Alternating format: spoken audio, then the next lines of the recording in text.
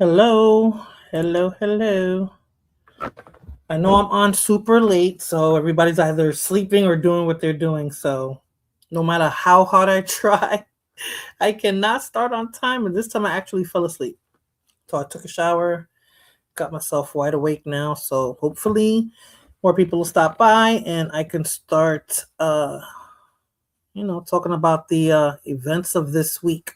Thank you for stopping by, Cynical One. Thank you for stopping by, Irby. Hopefully, you got to talk to Fulan and tell her to get her butt over here. But hey, Ohead, how are you? Thank you so much for stopping by, Ohead. So yeah, this week's events are interesting with the First Lady and Jake Paul, and I am going to cover Cuba, but Cuba's starting to seem like I don't know. Trump made it seem like he was taking it all so seriously, but it doesn't seem like he's putting in the effort and the energy that he did for Venezuela and Iran. So, and they're both, and Cuba's a lot closer. So it doesn't seem like the interest that he showed before, or the manner in which he spoke that he was going to take Cuba at any time doesn't seem like he's going to do anything. Yeah. So, I'll discuss that. I guess the correspondent that interviewed him, but it just seemed like a joke to me. It doesn't. He's not doing nothing with Cuba. There's other powers at hand with that, so he ain't doing nothing with that. But yeah, this week's events was really interesting.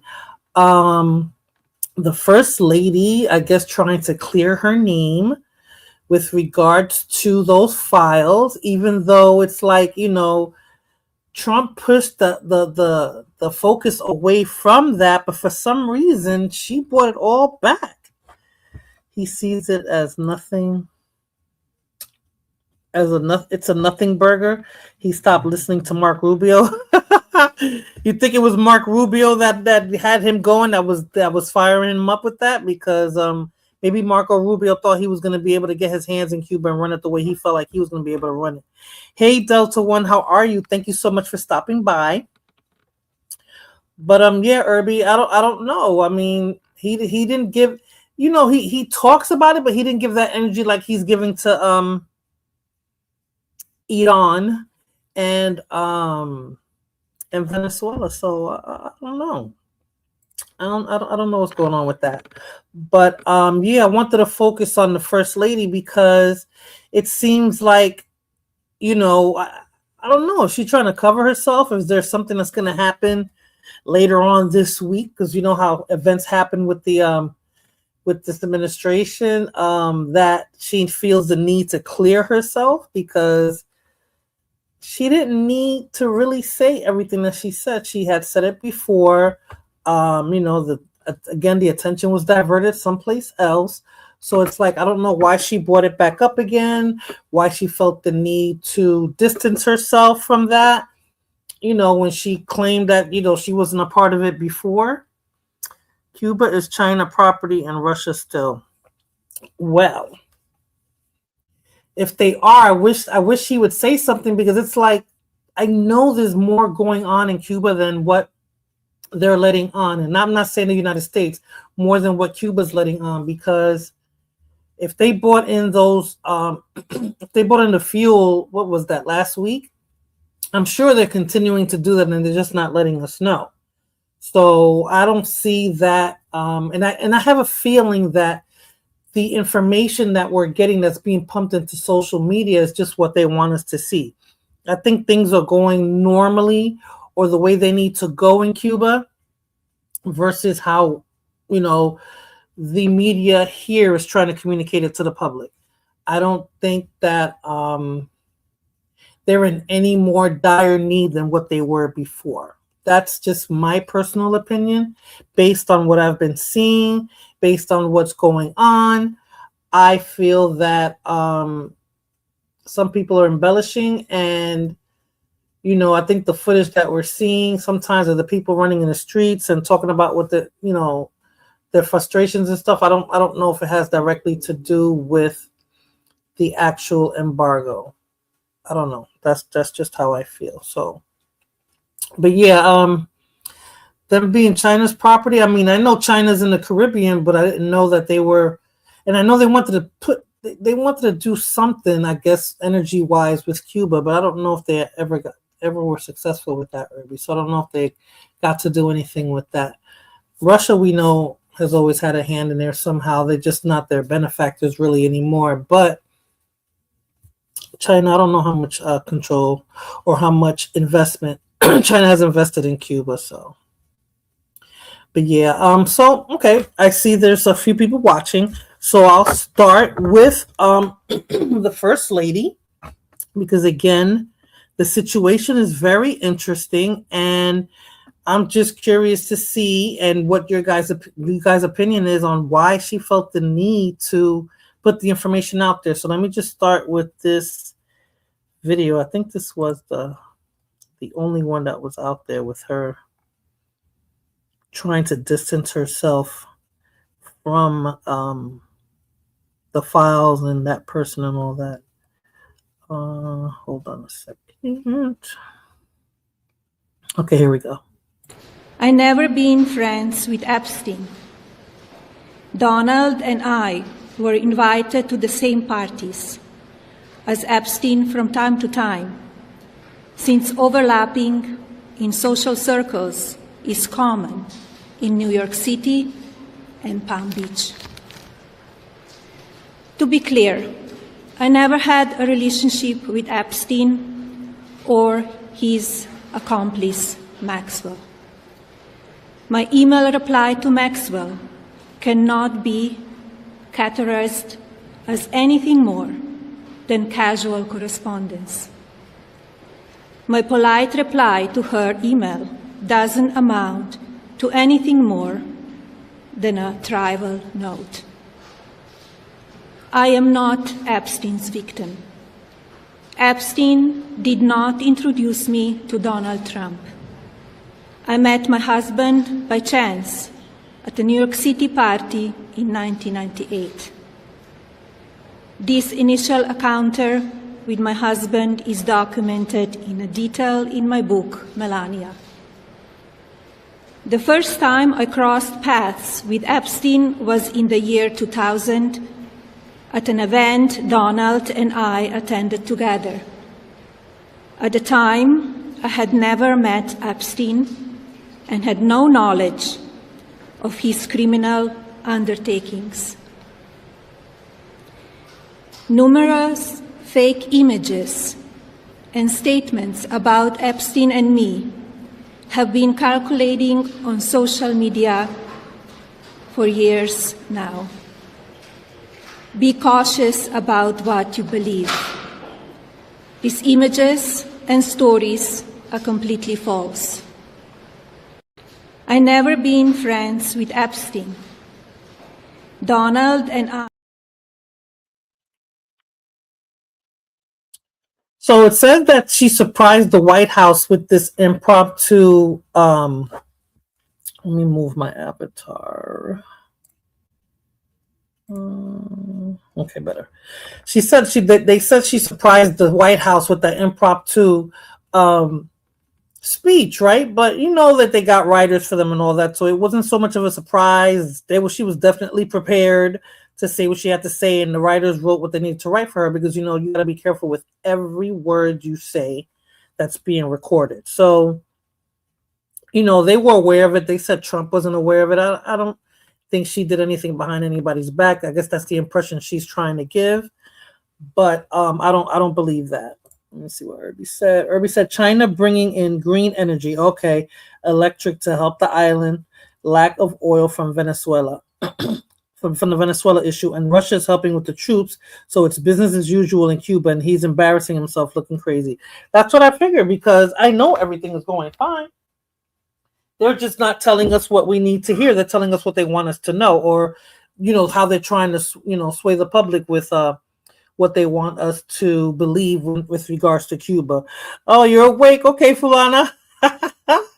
Yes, Irby, she's definitely a liar to me. And she mentioned images and stuff of her that's going out, that's been out in the media for a couple of years. And I actually have that, and it doesn't, I don't know. To me, it doesn't seem doctored, meaning that they just put it together or it's AI or anything like that. It appears that it could actually be true. Let me play this particular. I guess this is what she was talking about. I am not Epstein's victim. Epstein did not introduce me to Donald Trump. I met my husband by chance at a New York City party in.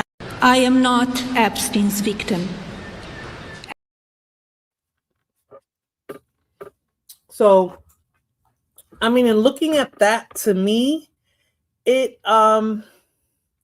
maybe one or two of those pictures might not be her, but she see pictures circling online. Yeah, and it definitely seems like it can be her, and she definitely was, from what I've seen, she definitely was around. Oh, she addressed those emails, saying that those emails were, nothing to take seriously. What a coincidence. You've been around the man, you know the man personally. I believe he was at their wedding, if I'm not mistaken. So why you keep trying to deny? If you just admit that, yes, we knew him, but we didn't know what he was up to, why couldn't you just say that? Why do you have to distance yourself completely, knowing that there's pictures and videos circulating? We haven't seen any videos, we've just seen pictures, but I'm sure that there's video. Well, maybe that one video with Trump and Epstein at some party where they were talking to each other, but it seems like they try to make it such a real casual affair. But they didn't know each other, and wasn't it last year that came out, or the year before last, a note that he wrote, Epstein, regarding whatever type of encounter they were going to have with other people. I mean, that was out there. So, and the fact that they keep trying to divert the attention away from that. And again, since, we got the smokescreen and we're all wrapped up in the Strait of Hormuz and Iran and all that, why did she bring it back? What's going to come out next week? I want to say by Tuesday, something is going to happen that she felt the need, because she never just comes out there and just speaks about anything. So what made her feel like she needed to say something? Yeah, she says she didn't know him, that they just happen to be at parties, like that's just a regular occurrence with people who are, I guess, in that circle or whatever. And she said it's not nothing surprising for people, in New York and in Palm Springs to, be attending the same events and stuff like that. So, yeah, I think so. He was already convicted. Yeah, and when they were still hanging out. Well, again, she's trying to distance herself, and then, I didn't know that Trump had like a modeling agency or something like that all these young women worked for, and there were some issues going on with his modeling agency as well. So it's just a big mess. Her friend is talking. Yes, is she Brazilian, Fulana? And she was married to some big guy that they were all close with. Yeah, I heard about that. That she's gonna spill the beans or something. So I guess she felt the need to cover it up. I'm dying to find out what she's gonna talk about. Everybody knew about him in Palm Beach. I'm sure. Her friend's husband called him and had her deported. Yes, so he can get custody of the child. Supposedly he took the child already, but the child's a teenager, Fulana. He took the child, and I guess they're considering it kidnapping, and he got a court order from somebody in Brazil. I guess they're trying to make him bring the child back legally, and he's not following international law, whatever they call that.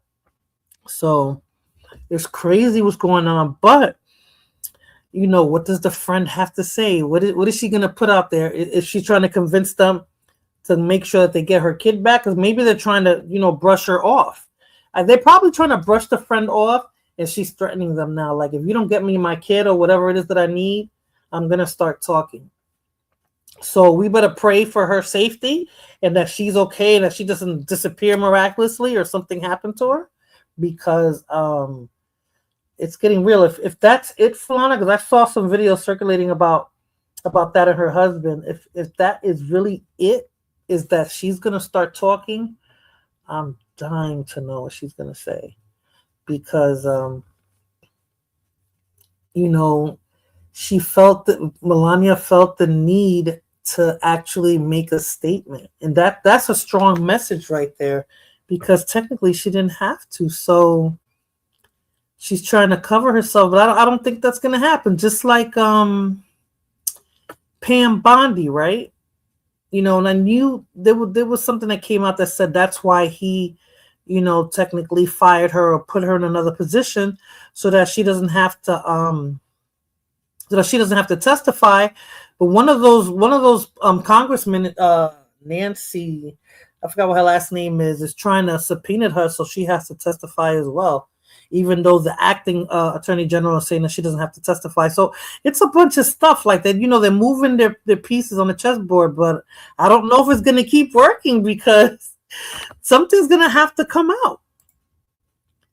She's trying to get ahead of the BS, but she sound and look dumb regardless. Of course she does, because again, she brought it up for Lana. Like she should have just left it alone. I don't know. If somebody's threatening me like that, I'm just gonna let them play ball and see what happens, I don't know. I would let them see. I just would want to see what happens, because this is getting ugly. And we're sitting back watching it while this man created a big ass war. And they're stating back again the draft now for everybody under 26, which I'm really pissed off about, to distract from these freaking files. And it's going to come out. If Iran doesn't say what's going on, then this woman that Fulana is talking about is going to let everybody know what's going on. But again, I'm dying to know. And I have a strong feeling that those two, the role that they played in whatever was going on with that band, is going to be something really ugly. I mean, amongst everybody else who's in those files, but I think the fact that, they're the president and the first lady, that's going to look really bad. Really, really bad. Probably scared of the midterms. Well, my personal opinion is they're trying to rig it. I mean, with so many things, with the those pre-posted, those pre-printed envelopes, with that law he's trying to enact now, with your birth certificate has to match your ID. I mean, he's doing a lot. Why you keep forcing Fulana to hit the panel? Let her get her bearings. Maybe she just wants to stay in the chat for a little bit. Irby, it's okay. I still got some life left in me, even though I was sleeping earlier. But yeah, it's so much going on. It's so much going on. She's not a first lady. She's a ho. Well, I mean, that's how she started off, right, Fulana? And she was young. She was 16. Word is out there based on, the articles that I've read and some of the videos I've seen. The president met her when she was 16, supposedly, allegedly. 16. That's when he met her. So I don't know. Let me play another video. Let me see, which one is this.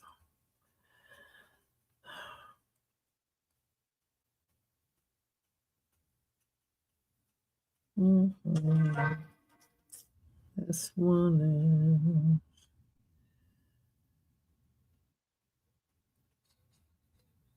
Let me play this. But I don't understand why the Jeffrey Epstein case would be of interest to anybody. It's pretty boring stuff. It's sordid, but it's boring. And I don't understand why it keeps going. I think, well, really only pretty bad people, including fake news, want to keep something like that going. Now is the time for Congress to act. Epstein was not alone. Several prominent male executives resigned from their powerful positions after this matter became widely politicized. Of course, this doesn't amount to guilt, but we still must work openly and transparently to uncover the truth. I call on Congress to provide the women who have been victimized by Epstein with a public hearing specifically centered around the survivors. Give these victims their opportunity to testify under oath in front of Congress with the power of sworn testimony. Each and every woman should have her day to tell her story in public if she wishes, and then her testimony should be permanently entered into the congressional record. Then, and only then, we will have the truth. Thank you.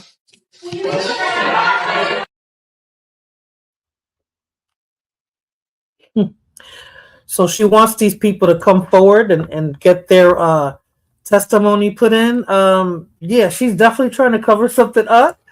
So something's up. Something is really up because she's trying to cover herself, and the words that she's choosing, it speaks volumes. Because why does she want Congress to go back? That's what I'm saying. Like, why does she?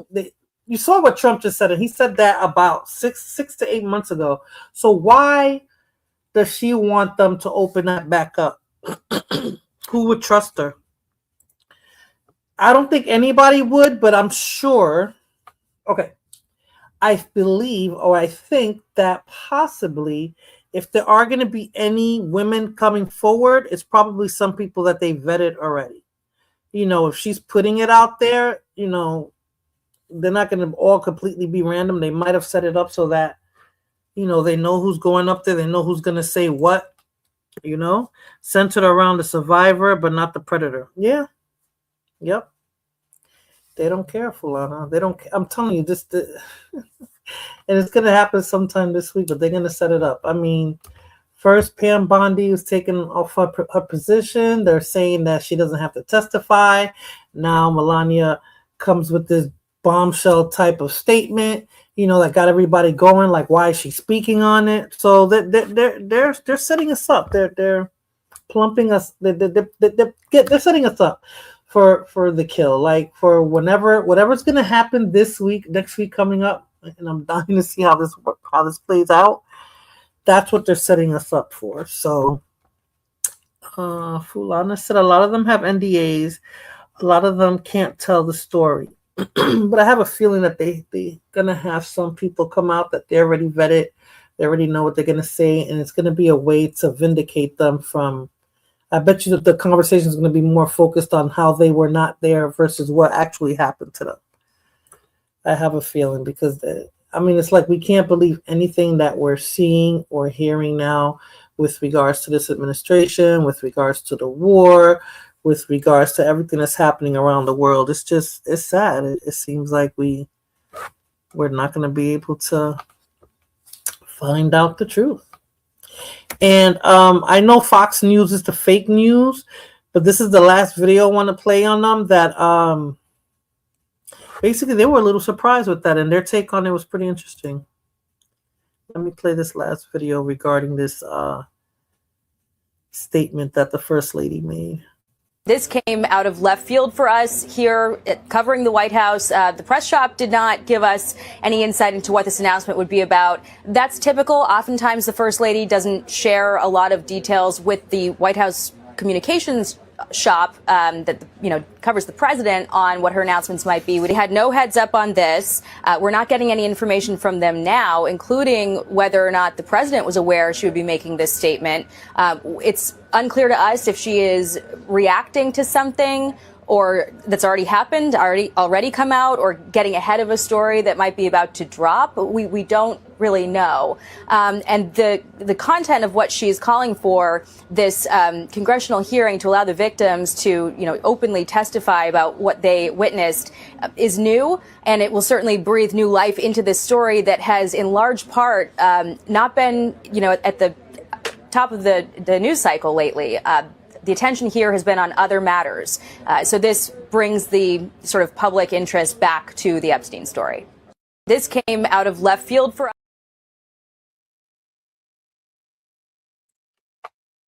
Yeah, I believe she's trying to get ahead of herself. She's trying to get ahead. They're setting something up. Something's going to happen. Like I said, I can't wait to see what it is. They're going to say what happened, but not who did it. That's hopeful. Fulana also doxing harassment. I don't know, but I think this newswoman was right. They're trying to get ahead of themselves. Well, at least Melania is, because this is something that Trump could have addressed, but why did they choose her to make a statement, and why did they choose her to be the person to separate herself, or to speak on behalf of herself and her husband, to separate themselves from that, instead of throwing the focus on somebody else, So they don't want us to see how the Jays are flattening people's land. I guess so. You're talking about Lebanon, Fulana? I heard about some stuff going on in Lebanon. That supposedly they didn't know about the ceasefire or whatever. I don't know. There's a lot going on here. So they now they're moving the chessboards now, so that now we can lose our focus from Iran and now focus on the Epstein files, because this is something that they can manipulate. They can't manipulate what's going on, excuse me, over there, but they can manipulate those files, right? I guess they can run those files for months, with all that paperwork that they claim is on there. They can finagle it the way they've been finagling it, and I guess the Institute of the Draft. So let's get all the young men that are over there, while we're focused on the Epstein files. Yeah, Irby, it's sad, man. Like, it's sad, and we're seeing it all on social media. Social media is like a gift and a curse with what's going on. I'm enjoying social media with all the apps and stuff that you can use to enhance your experience, but it's to the detriment of a lot of people.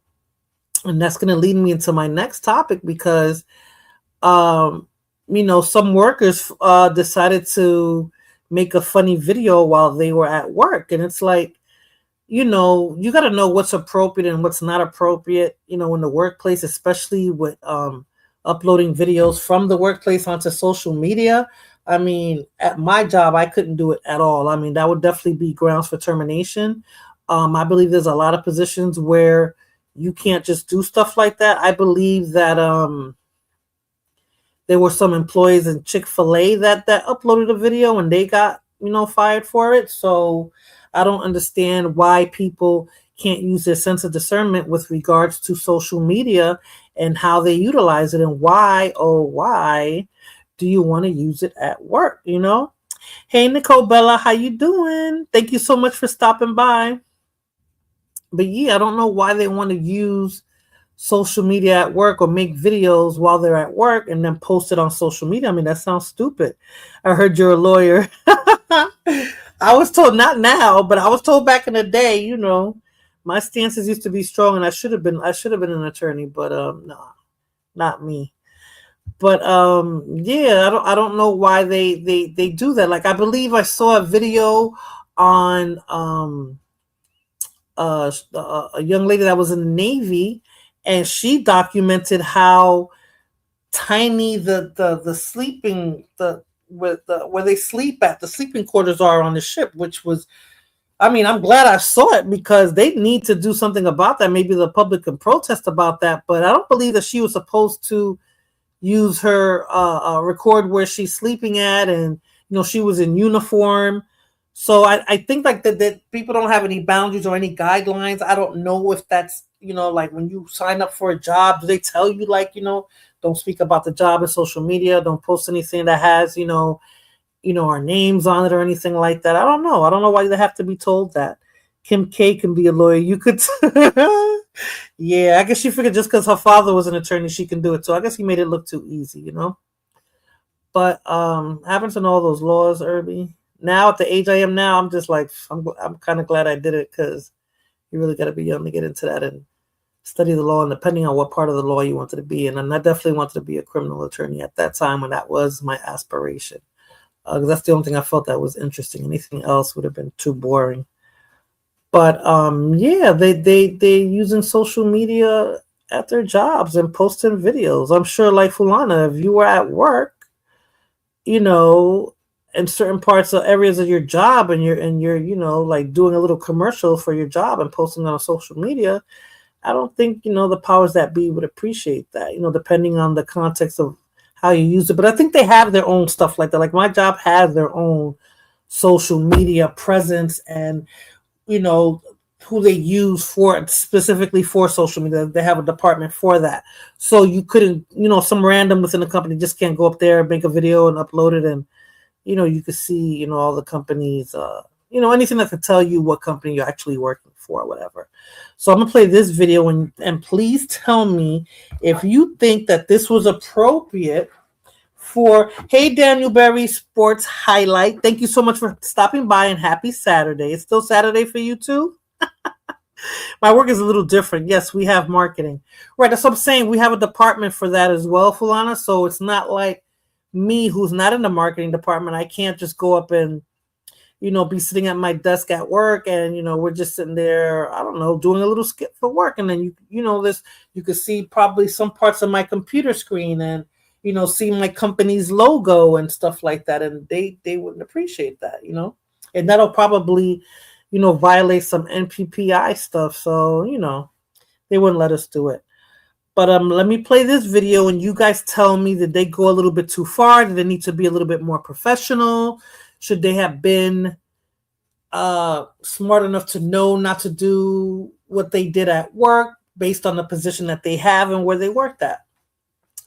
Let me play this video.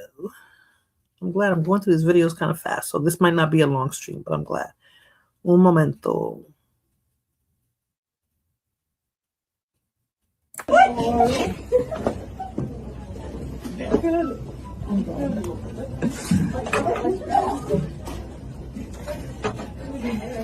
You better scream good. Don't let my feet show up here. Turn the monitor off so you're actually up here. Okay, hey, don't let my feet show up here. We're trying to. There we go. I should just get out of here. Yeah. Okay. Are we ready? It's recording. What stop is this? Before she starts screaming. Ready?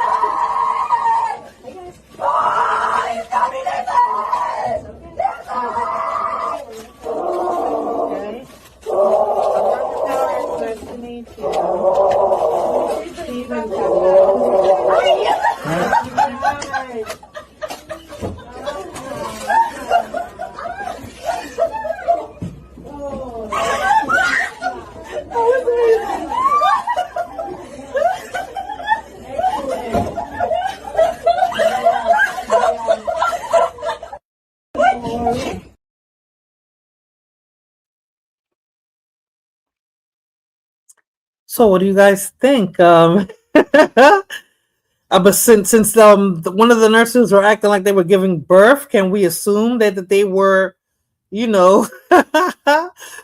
where these women give birth at? Like, should they have been doing that? It wasn't like one or two nurses. It was about 5 or 6 of them there. Where do they usually have the time to be able to set something up like that and actually upload a video like that?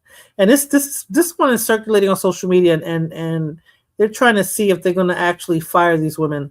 I thought they got fired, but looking at the comments on this person, it doesn't seem like they were fired yet, but it seems like it is going to happen because they're saying healthcare workers shouldn't be doing that. Some of the comments were saying this is why no one answers the call button when I push it, so this person must go to the hospital, often if she feels that way. A lot of people complain about the nurses because sometimes they're just not so nice, but sometimes I try to put myself in their position because they do work 12 to 24-hour shifts sometimes, and after not getting any sleep, sometimes you're not the nicest person. Another comment said, no wonder people are dying in waiting rooms, because nurses are doing silly stuff like this. Oh, okay. It says here, they're at Emory Healthcare and immediately investigated the incident and announced that the nurses involved are no longer employed. They stated the video did not represent their commitment to the patient-centered care. So, okay, so they were fired, it appears, allegedly. Oh, they have plenty of time. They sit around talking about vacation and BS all night, but then when you need assistance or you call them for help, they seem like they're annoyed, right, Fulana? Like, like you're asking them to do something that's not part of their job. I mean, come on now. There are a lot of nurses doing TikToks. Really, I haven't seen, I guess I'm not on that part of TikTok. I'm going to try to get into that part of TikTok so I can see the nurses having fun on social media. But I think like that kind of a job, you know, you shouldn't, a maternity ward and stuff like you shouldn't, that shouldn't be your focus. Like, you know, they're annoyed because they're lazy. Isn't that crazy? And they get paid top dollar, right? They get paid top dollar. They're in there, you know, not being so helpful. And, you know, I've heard men say that they would never marry a nurse because nurses, you know, they have the highest, they cheat a lot. They cheat on their partners, nurses. So, but yeah, I think that you have to know when, you know, what you got to draw the line somewhere. Like, you know, when you want to have a good time, you know, when you're at work, you don't want it to always just be work, work, work. You know, when you're sitting around your coworkers, you know, you joke sometime, you know, you do things to make the day go by better. But, you know, there's a limit to everything you do. You just can't do anything, you know. Yep, drinking Starbucks and ordering food and booking vacations. Ain't that a blip? Ain't that a blip? So that's what happens, right? When you ring that bell or whatever it is that they're using now, they get annoyed, like, oh my god, it's 3:04. You know, she's so annoying. The lady in room 3:04 is, you know, is calling us again. I have to freaking finish booking my flight, and every time I try to do it, she calls me and stops me. I know in a nursing home is worse. So a regular, but with nurses, and they get paid top dollar to do their job, so it shouldn't be like so hard to get them to, you know, do what they're supposed to do and not be there making funny videos and stuff. I heard they do that at offices too. Well, Irby, you know, corporate America is a different environment. So, you know, it's not that your job is not as important as a nurse, but, you know, you're not dealing with the public in that manner, you know. So, you know, you have your job to do and it's within the confines of the corporation, and you're not dealing with patients and people who are sick, and God forbid, you know, they need to be changed. That's why people in hospitals, they get bed sores and stuff because the nurses, or they don't change them, or, you know, this is a lot going on that they don't do at hospitals. And that's why, and they say that the nurses are tired and they're overworked, but based on what Fulana's saying, they're chilling and having a good time. Yep, you're waiting, laying in the hallway, and they're chatting around a desk. That's crazy. That is crazy. Irby, they do, and then you have people like me who correct their behavior. Fulana, you a pain in the ass. I know when they see you come, they're like, oh God, here she comes, here she comes. Know you by name, huh? But yeah, I think like in the hospital, I think the kids in Chick-fil-A, the ones that got fired in Chick-fil-A, I think they went a little bit overboard because I didn't see any. You could tell it was Chick-fil-A, but they didn't show any Chick-fil-A, you know, anything that said Chick-fil-A on it. But they got fired for it. They were basically twerking and stuff. So, you know, they said that they don't want to be represented in that manner, but they did it and they got fired. But I think you know, a fast food restaurant versus a hospital, I think is a little bit more. The circumstances to me are different. And in the hospital, you saw that they were making that video, but they were acting like a pregnant woman. So they were maybe talking about somebody who had their baby not too long ago, who was on her knees screaming and yelling like that. So they were actually making fun of somebody. So I wonder if that somebody that they were making fun of saw it and complained. So according to that comment I saw, they got fired. I don't know how true that is, but I wouldn't be surprised because that was definitely not professional. They weren't making a video about something else. They were making a video about you know, people in the hospital. I hate hospitals. Me too, Irby. Me too. But yeah. All right, so I got through this. So Irby and Fulana gave me their opinions on that. Let me see if I can get to Cuba. To talk about that real quick, because I want to know, why is it that they had a news correspondent go out and interview Canel instead of sending somebody official over there? Like, why did you have a news correspondent ask questions or go over questions that the public wants to know, but it should have been done at a political level? Like, I think Trump's son-in-law I think he's the one going and speaking with people in Iran, or is it in the surrounding countries regarding, firearms and things like that? Like they're not sending the people that they're supposed to be sending to speak to these people in these countries and, make negotiations or handle business the way they need to handle it. They're letting people who are not private citizens, basically, right? The NBC news correspondent isn't a private citizen, but she shouldn't be interviewing a dictator during these hostile times. And she's from a country that's imposing an embargo on that country. Like, why? Who does that? Like, why would they even think that it's okay for her to go over there and talk to them? Barbara Walters interviewed Castro. Yeah, but it was already going on. Like what was going on in Cuba was already happening. We're like in the middle of something that's happening right now, because she's asking questions that Marco Rubio or Trump should have been able to answer already. Like, they claimed that they were having talks, but what talks? We don't know anything by what they're saying. Oh, we're having talks. Yeah, the country's collapsing. Yeah, the regime's going to change. But she asked all those questions. She did all that. New poll: go to war zones and interview. I don't know, Fulana. I think with the way everything's going right now, I don't think it should have been her talking about it. None of Israel or U.S. neighbors are safe.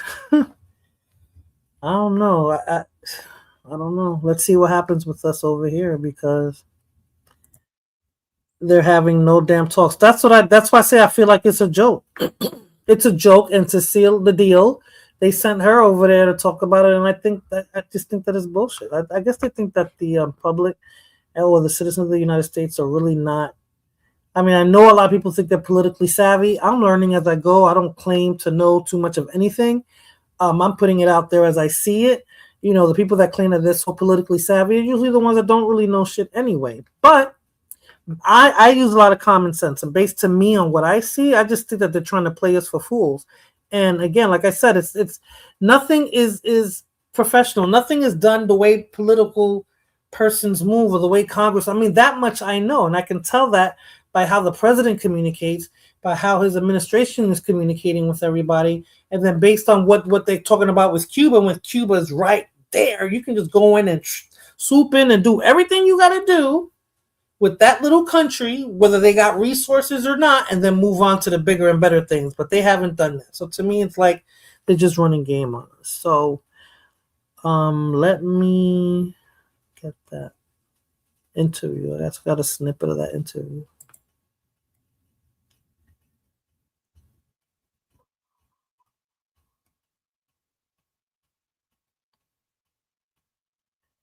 Where is it? Oh, here it is. Would you be willing to step down if it meant saving Cuba?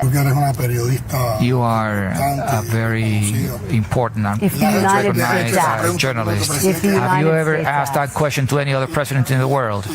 Because it's one of the conditions the United States is asking for. Would you ever consider that? Let me explain. Have you asked that question to any other president in the world? Have you asked that question to any other president in the world? Could you ask that question to Trump? Very hard questions with President Trump. Eso muestra, es una pregunta tuya o es una pregunta del departamento. Is that a question from you, or is that coming from the State Department of the U.S. government? My question is, because it's one of the things that we've heard the U.S. government talk about, that they want political change here in Cuba. So my question for you, if they asked you, if they said this is one condition, would you step down? Because of your honesty, I'm going to assume that you're asking that question because of those reasons. Yeah. En Cuba, the people who are in leadership position is not elected by the U.S. government, and they don't have a mandate from the U.S. government. I also pressed President Diaz-Canel on the changes the United States says are necessary in order to normalize relations with Cuba, including releasing political prisoners, holding multi-party elections, and creating a free press. He was not willing to commit to any of those demands. Would you be willing to... Why would he commit to it or confirm those things with her? That's what I'm wondering. Like, why did That's why I'm saying, Flana, why send that correspondence there too? She's not covering what's going on in Cuba. She's there to talk to him, and she's not going to get anything out of him. When you mentioned Castro, Castro talked to a bunch of people throughout his throughout his reign, and he even came to the United States. So it's like, if everything is so bad and you're holding up these embargoes, how are you even traveling to the United States? So that's what I'm saying. It's like a big joke. Who sent her? I think that the Trump administration sent her there. I believe that she had to clear it to go there. So I'm sure that more than likely they did. Don't ignore me, Fulana. What you ask, Fulana? Fulana, this is your corner. Hop on the panel. Hope on the panel. Irby, I swear, your grammar is horrible. Stop trying to force her to go on the panel. I'm going through these videos and I'm discussing it like I can, and she's keeping me going because she's in the chat, Irby. If she wants to jump on the panel, she will. And trust me, sometimes it's just more comfortable to just sit in the chat. So, okay. So I got through that. And I think I have, how long I've been on? Okay, it's almost an hour, so I'm good. It's your YouTube, not me. Hold on. I think I have. Oh, okay. So I want to circle back to Drewski, because Jake Paul, and I think Irby already gave me his opinion on that, took the stance to want to insert himself in this issue with Drewski making fun of, or using Erica as comedy, right? So he inserted himself. He was talking about it on the Theo Von show, and he said he wanted to do. Oh my God, Irby got you to do it. Hey, Fulana. Hi. Hey, don't let Irby bully you. He's not bullying me. I get it, Irby. You want to hear my voice? Here it is. Because I'm like, shoot, I know what it's like to just sit in the chat and comment when you feel like it, fall asleep, wake up, comment again. So that's what I do. That's why I'm like, relax, because I'm getting through all these videos anyway, so I'm almost done. I just didn't want to be all loud because I got these kids. So I was just trying to keep myself quiet and stuff. But here I am. Cool. Hey, Blood Moon. Thank you for stopping by. Hey, Cuban Crisis. Thank you for stopping by. But yeah. So let's before I go on to the next video, what do you think about Cuba? What are your thoughts on it? I have no comment. I'm starting to sound like a communist these days. No, you know what it is? Our opinions are a little bit unique because I see the opinions going through TikTok, and most of them are people who never even stepped foot on Cuba. That part, right? That's hilarious to me. No, we just want to free Cuba, and I'm not going to go there. I'm like, you never been there. What are you talking about? Free what? Everybody walking around freely, just like we do here. There's things that we can't say here, just like there's things they can't say there. Every country has their rules. That's it. Right. And I'm not. It is a communist country, for them. We know that. Oh, 100%. We know that they don't have liberties that we have here. They don't have the resources. They don't have the opportunities that we have here. That I know. Sure, but I get upset when I hear these people, not the ones that are actually Cuban, because the ones that are Cuban, I can't speak to their experience. The ones that got here not so long ago, after everything happened. Marielito's going forward. I can't argue with them with whatever their struggles were and all that, however you were living or whatever. But I just can't stand listening to these people talk about it. Like, I'm like, you've never been there. You don't know what's going on. You really don't know what's going on. And if you feel so strongly about what's going on there, why you don't go there and try to affect it? Yeah, try to affect it. Get together, all you people who have all those resources and all that money. Why don't you fighting? Huh? Who they fighting? That's what I'm saying. Who they got angry at? How angry are Cubans, really? The ones that live there. The only ones that are angry are the ones that their grandparents told them about what happened over there and what they lost. There's no angrier Cuban. There's no angrier Cuban than one in Miami. I know. They're more angry than the ones in actual Cuba. Trust and believe me. This is Derby, but you never been there. You never been there too. I've never been there, but I'm not the one standing on my podium complaining about it. Talking about no, America needs to do this and they need to do that because if I this don't think embargo is so America. strong, go ahead. What I was saying is because I saw a video, whatever. It's people who be like, oh, but they're mad because it's Trump who's doing it. But what exactly is Trump doing? Because he's not doing anything No, he ain't doing but that. putting them in a chokehold and then saying he can do what he wants with it. Exactly, like he's talking about a little dog or something like that. Right. Like who's gonna respect that? I wouldn't respect that.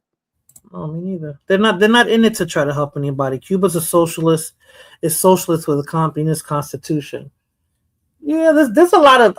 I mean, you went there, right? Cuban crisis. I mean, there's a lot going on, right? But I'm just saying, if you want to affect change, there's ways of going about it. And you talking about it, like I said, like that's you're going outside your back door, you're picking up the neighbor's dog, blah blah blah, and you're gonna do what you want with it when you feel like it, but you ain't doing shit with it anyway. And then you got all these people that came from Cuba, and they le embarraron el cerebro to their kids and grandkids about Cuba, so they got the same opinions as these old people from 60 years ago. Most of the ones in Miami were the ones who got their possessions taken away by Castro. Yes, I know. They have all the rights to me to get upset and want to get it back. Yeah, well, they can't get it back now. Why'd you leave? They can't get it back now. And they haven't, well, they did try to, I guess when they did the Bay of Pigs and all that. But I don't think they're entitled to anything, to be honest with you, Blood Moon. I don't. Most of them people are dead. They are dead. It's their kids and grandkids who are trying to, I'm sure have all their documents in order to, if they see the regime fall, they'll be the first ones going over there. Yeah, but they act like the regime's going to fall and this man's going to do something, and then overnight everything's going to change and everybody's going to be living this best life. It's going to take time. Oh, it'll take decades. My bad, Titi. You see your Dominican side showing. Shut up. 50 years later. It's longer than 50 years. It's going to be 57 years my mom been in this country on the 17th of this month. I think they're going on 65 years, I think. It was what, 1959? Yeah, 60-something years already. Not even 50, 60-something years. I knew Irby didn't say 50 years later, they still playing victim. Hello. It's me. Yeah, he's talking about the Cubans in Miami, and they came here, they rolled the red carpet out for them. So I mean, I don't know, yeah, they lost their businesses and their livelihoods there, but they didn't come here broke. They But that's my opinion. So, okay, so you want me to move on, Fulana? I was talking about You was about to talk about Drewski? Yes. So Jake Paul went on the Theo Von show. You know who Theo Von is?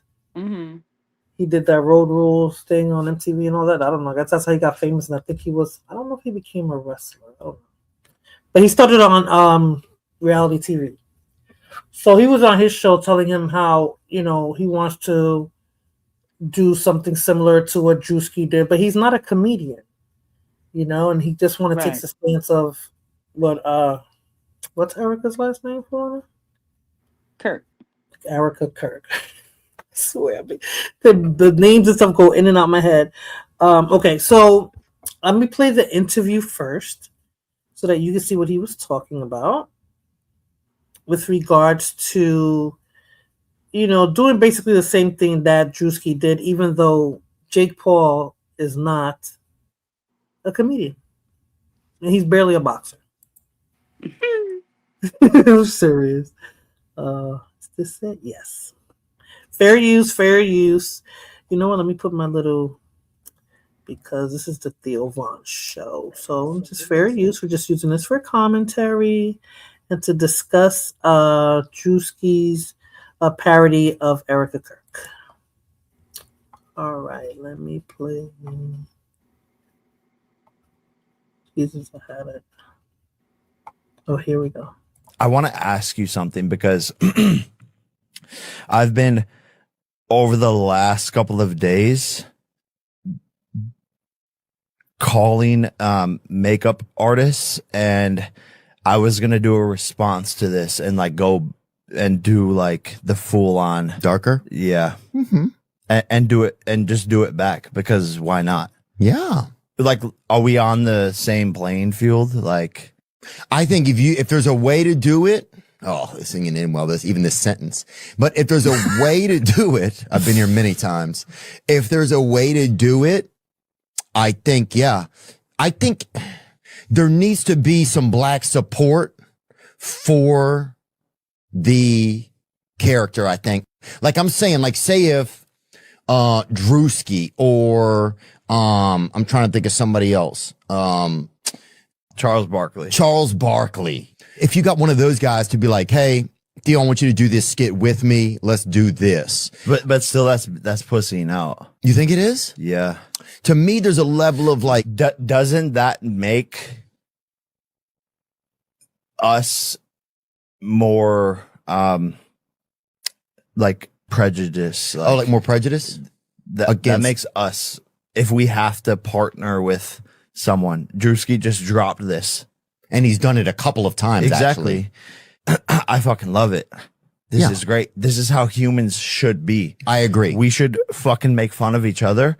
And I don't see in color, I see in truth and comedy. So like, what are we talking about? So you're saying what era are we living in? Dude, Justin Trudeau did, and he's freaking dating Katy Perry. You see that, Justin Trudeau, the mayor of freaking Canada? I was just with them. I was just with them. No, you were not. Yeah, at the JP Morgan summit. He was B-face, and look at him right there in the middle. Look at the one in the hat in the middle. He got caught for this before? Yeah, look how dark he went. I mean, he went. But to be fair, that picture's in black and white, so we can't tell how dark he went. But that's fair. That's kind of fair. What about Jimmy Kimmel when he was blacking around over there? Bring that up, huh? Hey, look at him just blacking. I mean, look at that. Even the cross eyes. That's Jimmy Kimmel? Yeah. That's not Shaq. That ain't fucking Shaq, dude. I want to ask you something because.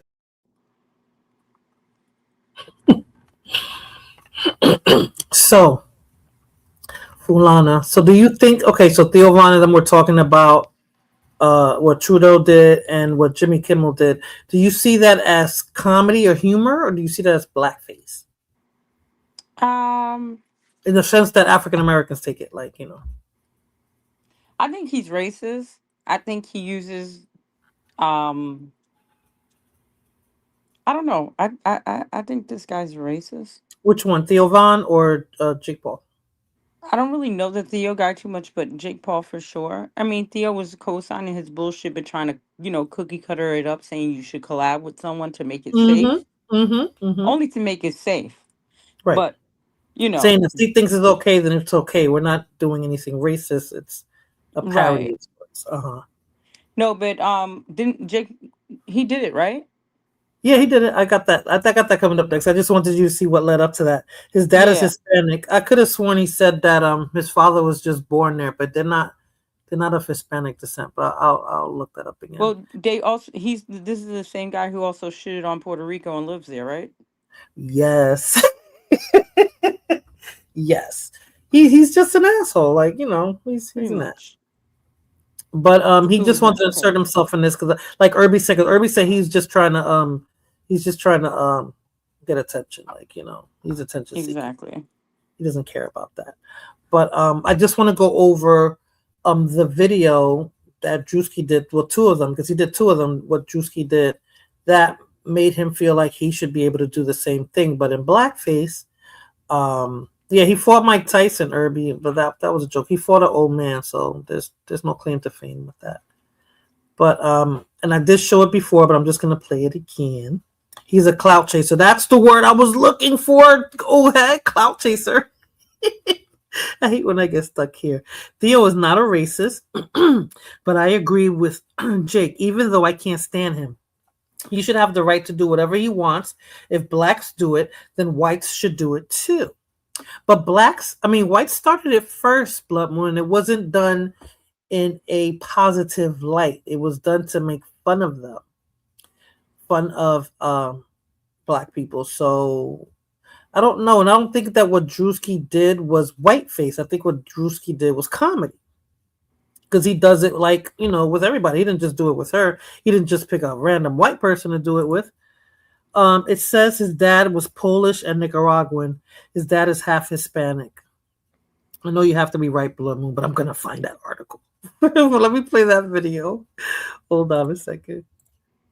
This is there's two of them. This is the one that Drewski did of Erica Kirk, that made Erica Kirk pissed off, and also Trump back and say that she should sue him, and then Jake Paul inserted himself in the BS. Let me play that. We said our prayer, and we asked the Lord to protect us.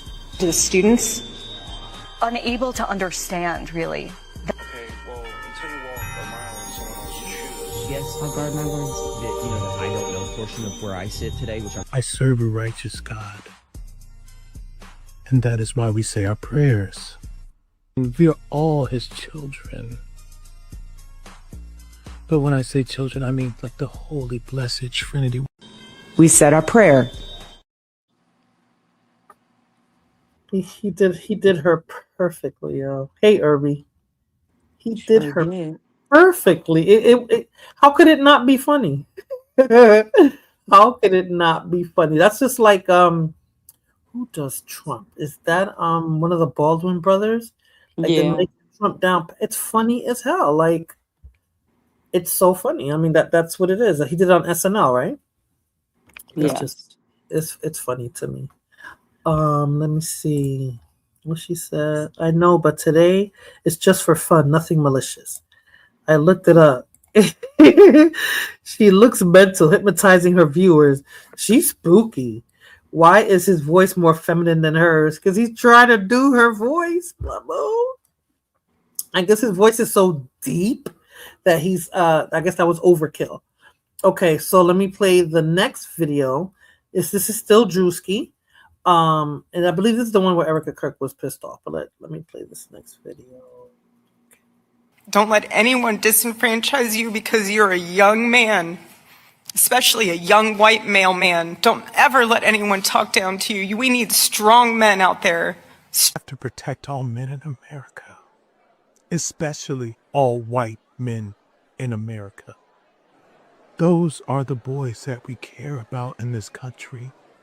America is built on their backs. Yes. Because they are the ones who mattered most. Don't let anyone... The black guy sitting in the back, his face was priceless, yo. Yo, he said it was built on their backs. He was like, what?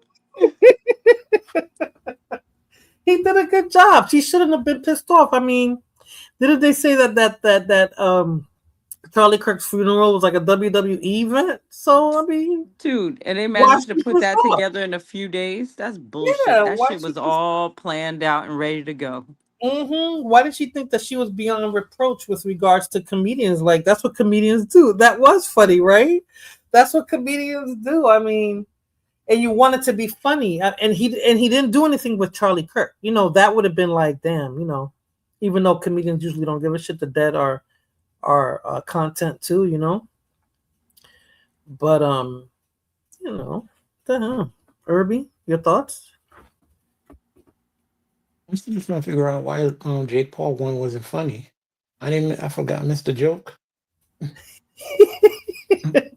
don't know. I'm about to play his. So you saw his video, Irby? Yeah. Paul's? Well, I think he did a very bad job, and I think he did do blackface. He didn't make any attempt to look like Drewski to me. He just darkened his face up, so it appeared to be blackface to me. Jake Paul looked nice. Yeah, it just looked like he had a really deep tan. That's what it looks like to me, or I don't know. I don't know. Not a deep tan. He did blackface to me. He didn't make any attempts the way Drewski did to look like Erica Kirk. I mean, he put on the wig. He, put the contacts on. He did the makeup like her. He gave the look that she gives. Of course, he didn't look just like her, but we knew what he was doing, and it was funny. It was really funny. He did a comedy skit. That's exactly what it was. And I don't think nobody, except for like you know, people who just want to talk shit said that, you know, what he doing whiteface? What if he doing blackface? Which to me, I don't know. It's not the same context, but let's see. Where's Roy Chess with the context and the context? Okay. Let me do. Okay, Jake Paul. I even did it. Jake Paul blackface. I feel like I had to do it because nobody else will. Who's Jake Paul? I am Drewski now. I'm Drewski now. I feel like I had. So what do you guys think? He hit the nail? He hit the mark? Yeah, he looks biracial. He didn't look nothing like Drewski. Drewski did whiteface. Drewski did comedy, Blood Moon. You know Drewski gonna tear him up. Oh, but he did, old head. So what do you think, Irby? What do you think of that video? What's going on outside? I don't get it. He just got a bad tan. Right? He attempted to do blackface, right? Yeah. Jake Paul already does blackface. He acts black all the time. Okay, Irby, you saw that video from that comedian that said that? Yeah, Carlos. What comedian was that? He was like, do it. You already playing like you black. You know, that's the culture, right? Yeah, he already, that's what they were saying. He already using the culture. He might as well go ahead and do the blackface. Wow. That's what he want so bad. I mean, he got the hair, you know, and Drewski's biracial, or he's MGM. He's not 100% black. Yeah. So he didn't he had to show pictures of his grandfather and shit. That was his grandfather, right? I think he was in one of his videos too. So I don't know. I don't know. But okay, Fulana, so your thoughts on that? No? I mean, that's what I said. Like, he's dumb. And that's it. There's nothing I like about that guy. Not one thing. I never did. I didn't even know who he was. I still really don't know who he is. Like, I don't know who he is. He needs to fight Tank Davis. Yeah, you said that. He sure does. Hey, Ramon, how are you? Hey, how you doing? What's going on, you guys? Hey, Irby. Hey, Fulana. What's going on? Not too much. How are you? I'm okay. I'm good. I mean, just kind of like trying to enjoy as much as I can this weekend. It's going by so quick, but yeah, we're here. I just get the day. Saturday's the day that I can sleep in late. I said last week I wasn't gonna go live, but I said I could go live and I can go on late because my body knows I don't have to be to work the next day. So I'm okay with staying awake. But if this was Sunday, I'd be counting down the minutes like, oh my God, I got 5 hours and 52 seconds before I gotta be to work. Me too. I'm having to do that. Yeah. Yeah, my brain gets caught up in. So yeah, guys. She said Jake Paul was a YouTuber. See, I didn't know. Yeah, Jake Paul is a YouTuber. Those like. So did you see the video on Jake Paul? Yeah, I caught part of it where he apparently did he do AI to kind of like darken his skin or something, or was it, or is it? Was there AI? I thought that was makeup. It's just makeup, like real blackface. It looked like makeup to me. Yeah, it looked like makeup to me. He showed off the hair and all that, so I don't know. But then again, you never know with AI because it's so good. No, but the thing with Jake Paul is that he grifts of different cultures. You guys say that he grifts off of black culture, but he's also been living in Puerto Rico. He's wearing my flag. I mean, yeah, that's what Solana said. A lot of us don't like him because of that, because he be calling himself, or people calling him El Gallo Dorado, as in the golden rooster, because he does fights on YouTube and shit. And El Gallo Dorado. Yeah. I mean, it's insulting to me because he's wearing my flag while doing this shit. No, we don't want him. We don't want him doing that. But he doesn't even respect the people in Puerto Rico, right? Well, there was like a gym that he put money into to to remodel it, and that's nice. But if the cost of that means that he's gonna be doing this shit while wearing our flag, then no, that's still disrespectful. We don't want him doing that. Right. So that's kind of like the problem that we're having. I mean, yeah, there are a few Puerto Ricans that think he's funny and le ríen la gracia a él. Right.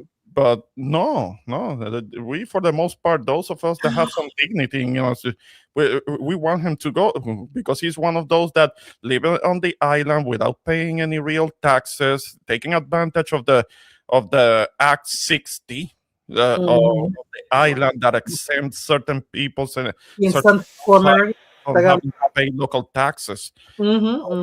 Yeah, he can go. Blood Moon said Jake and Logan Paul filmed a person who deleted themselves in Japan for their channel. Film a person who what happened? I think it was with Logan Paul. I remember that he was in Japan. He was at a location where a lot of people take their own lives in Japan, and he was filming himself while visiting that place because there is this whole thing in Japan where a lot of people do take their own lives because of whatever reason. Sometimes a lot of hypertension, stress, and different reasons that happens in Japan. And he was filming himself at this location in Japan where a lot of people turn up deceased. Right. Wow. Yeah. Yeah. So I guess Old Head is right. They're clout chasers then. Yes. They're just doing this, for clicks and views and to go viral and stuff. And you can look up clips of both. I don't know if Logan also does boxing, but you can see. I think it was Logan who was fighting. I don't know if it was actually Mayweather, and he was doing it very badly. They don't know how to fight. They don't know how to actually box. He was throwing a whole bunch of punches and nothing was connecting. And he was blocking, Mayweather was blocking everything. Well, this is the environment that social media cultivates, right? Because they're just trying to go viral. They're clout chasing. They're trying to go viral with something that's going to take them over the top. Like the other day, I was watching it was like a mini documentary of the Island Boys and how they got famous, on TikTok. Island Boys. Oh, I remember those two goofballs. Right. And then, but they did that happen on TikTok and stuff. And then when they had to really live up to the hype that they put out on videos, people they wasn't feeling it. So they were just internet sensations, and that went downhill really fast after. Yeah. Island Boys. Those are two white guys with tattoos trying to sound Jamaican. They're Cuban, actually. Hey, Don Armando. Yeah, they're Cuban. Yeah. Well, they were trying to sound somewhat Jamaican, and I was insulted. Well, the hair was like Haitians, because Haitians wear their hair like that. That's why I was like, how did they get their hair like that? That style's a little bit hard for I would think for them to emulate. But Seria 23 en alta. Oh, okay. Whatever that means. Hey, Armando. They claim that those pictures were doctored on Blood Moon. I have that picture, and they claim that they never went to the island. That's what they say supposedly. We're never gonna really know until people start really talking about what's going on. We're never gonna really know. What you was gonna say, Ramon? I'm sorry. They're not up there to be going on that island. They probably went on the island by themselves, but not on Epstein's island. Okay. I don't know. The pictures, I've seen that pictures, and I said, oh, that's why they're so weird, because they probably were traumatized when they were. Because there's some weird kids. Like, you seen him, the one that had a baby with some girl, and I'm sorry to say that the baby looked like tiene problema. I don't know, I guess you can't say the R word. It's not the proper word. What's the word? Like Down syndrome. Yeah, special needs. Oh, that's what his son looked like. I don't know. Okay. And I was like, oh no, I looked like that when I was little. Blah blah blah. Okay. He was acting pretty stupid with his kid too. It's like, wow, these two have kids. It doesn't seem like they should be parents. I feel sorry for the kids. Yeah, because they're not stable. Yeah. When they were kids. Yeah, Blum, when I saw that picture and they claimed that they never been there, so I guess we're never gonna really know. That's why, this environment is spooky with AI and social media, because we don't know what we're looking at. We don't know if it's real or not. Like Don Armando said, nobody can be on the island. I was in St. John in 2021. You have to get government approval. Yeah, now, right? Now you need government approval, but it wasn't like that before.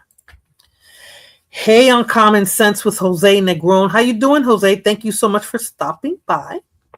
Hey, Jose, what's going on? Ariel there. What's going on? Yes. What island y'all talking about? Epstein Epstein. Island? Mm-hmm. Oh. You never seen that picture with Isn't it a private island? You didn't have, and nobody had like free access to it. No, but I'm saying like Don Armando said, you need government approval. At that time, I guess when it was it was DR Island. Huh? She said where the island was at. I don't understand where the island was located No. at. I said no one had free access to the island because it was private. Well, you need to I fly couldn't in. go there and book a flight.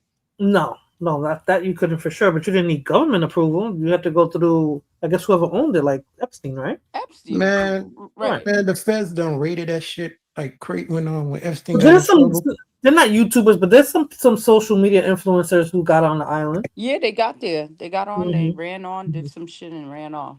So the feds raided that island, and you don't know what they found in there. They won't tell us. But okay. Has anybody seen that movie with Zoe Kravitz and the guy from what's the dude that did that stripper, that male stripper movie? That's the one I haven't seen yet, but I think that's about Epstein Island. But I know that movie that I saw that oh man, what's his name? Passion of the Christ. What's the name of that actor that did Passion of the Christ? Mel Gibson? Yes, Mel Gibson. He did a movie a few years ago about a child trafficking ring, and they started in South America, and how they were taking kids, and there was this black model who was, recruiting children, having them think, their parents think that they're doing some modeling thing on commercials, and they were really trafficking kids. And I feel like they were trying to tell Naomi us. Campbell. Yeah. They were alluding that it was her. Yeah, that's what I'm saying. I think it's like real. The fiction is real. Yeah, I think, yeah. I remember seeing something about that Naomi Campbell knew all of those people, so that could be they're trying to suggest something about her, maybe. I don't know. Yeah. We're never gonna know. we're not gonna It was know a for Mel sure. Gibson movie. Yeah, it was Mel Gibson movie. Oh yeah, it was Mel Gibson. He go hard on them J's. On the J's. And it was a cop who was no, it was based on a true story. Okay, it was based on a true story, and it was a pedo ring. And it's starting to come back to me now. This is when my son used to work in a movie theater, and I got to see a lot of movies, and that was one of them that I saw. It was a cop, and he flew to South America. It had to do with some little girl. It was a true story. I gotta find out what the name is. I shouldn't even have mentioned if I don't even have the name. It probably was based on Naomi Campbell. No, it was based on the cop actually who got the little girl back to her family, but unfortunately it wasn't before all that went down for her. So she did go through a lot of stuff until he finally got her and was able to reunite her back with her family. I'm gonna look up on it. Yeah, Mel Gibson movie. It came out about maybe, what are we in, 2026? Maybe 2023, 2024, something like that. Yeah. So I don't know with the Island Boys. I don't know. They said that picture was doctored. It wasn't them. Just like Melania saying that the video that I just showed, the picture with her and Epstein, supposedly that wasn't her. So Of course, she's gonna be saying that. I mean, she knows all of those people. She's been to all of those parties, and she had to do a press conference denying it, which screams guilty. Why would you, if you're not guilty, why would you have to do a whole press conference about that? They were making the comparisons when Bill Clinton did that press conference in which he was denying his involvement with Monica Lewinsky that was later proven to have been a lie. That was crazy. Yeah, they made that comparison. It's the same thing. He's like, I did not have sex with that woman. He denied. Oh, so Blood Moon got the name of it. Thank you, Blood Moon. Sound of Freedom. That was the name of the movie, Sound of Freedom. So if you get to see that, it should be on. The hypocrisy, because the Sound of Freedom is a known kind of like right-wing movie, trying to make it seem like they're the most moral people, and look at what they're doing. Fucking hypocrisy. Yeah. If they're down with it too, but it was based on a true story. Yeah. I know. It's just that it shouldn't be coming from the same people that are making excuses for this shit. That's true. And Zoe Kravitz did a movie too, and I'm not sure what real life entertainer she was trying to play, and he was too. But I need to see that. I'm gonna try to watch that one tonight after this. But okay, so what do you think about Melania? I'm sorry, guys, I'm gonna backtrack a little bit since Ramon's on the panel with regards to her impromptu statement separating herself from even knowing Melania or Ghislaine. She can't separate herself from it. The pictures are all over the place. Her knowing the people, all of those pictures, her with Epstein himself and her husband. They have known each other for a long time. She cannot separate herself from these people. She can do all the press conferences with her bad English about how she's not involved with them, but she cannot. Well, I speak bad English, I guess, so I shouldn't be criticizing that. But Oh, okay. Wait, whose accent is better? But I'm used to hearing yours and hers. Right. I mean, she struggles. She struggles kind of bad. I know that I have an accent myself. But what I'm saying is that she can do all the press conferences that she wants to do, but she can't separate herself from this criminal enterprise. I mean, she knows all about it, and she can fake it all she wants, but it makes her look very suspect when she's having to do a whole press conference. And then nobody cares. We'll find out next week, Ramon, because something's going down. Because she's trying to tapando. So we're gonna find out next week. Yeah, she can try and cover her ass. Right, yeah, she's trying. But nobody believes her. No thinking person believes her. I don't. So Blood Moon says, and I love how she's so passionate about these people. Mel Gibson is a devout Catholic. He works with Christian companies or finances the movies himself. I think he's been blackballed, right? Well, that's because he got exposed a number of years ago. He was involved. I think it was with a Russian chick or something, and they had an argument, and she recorded the argument, and he's going off, saying the N-word this, yes,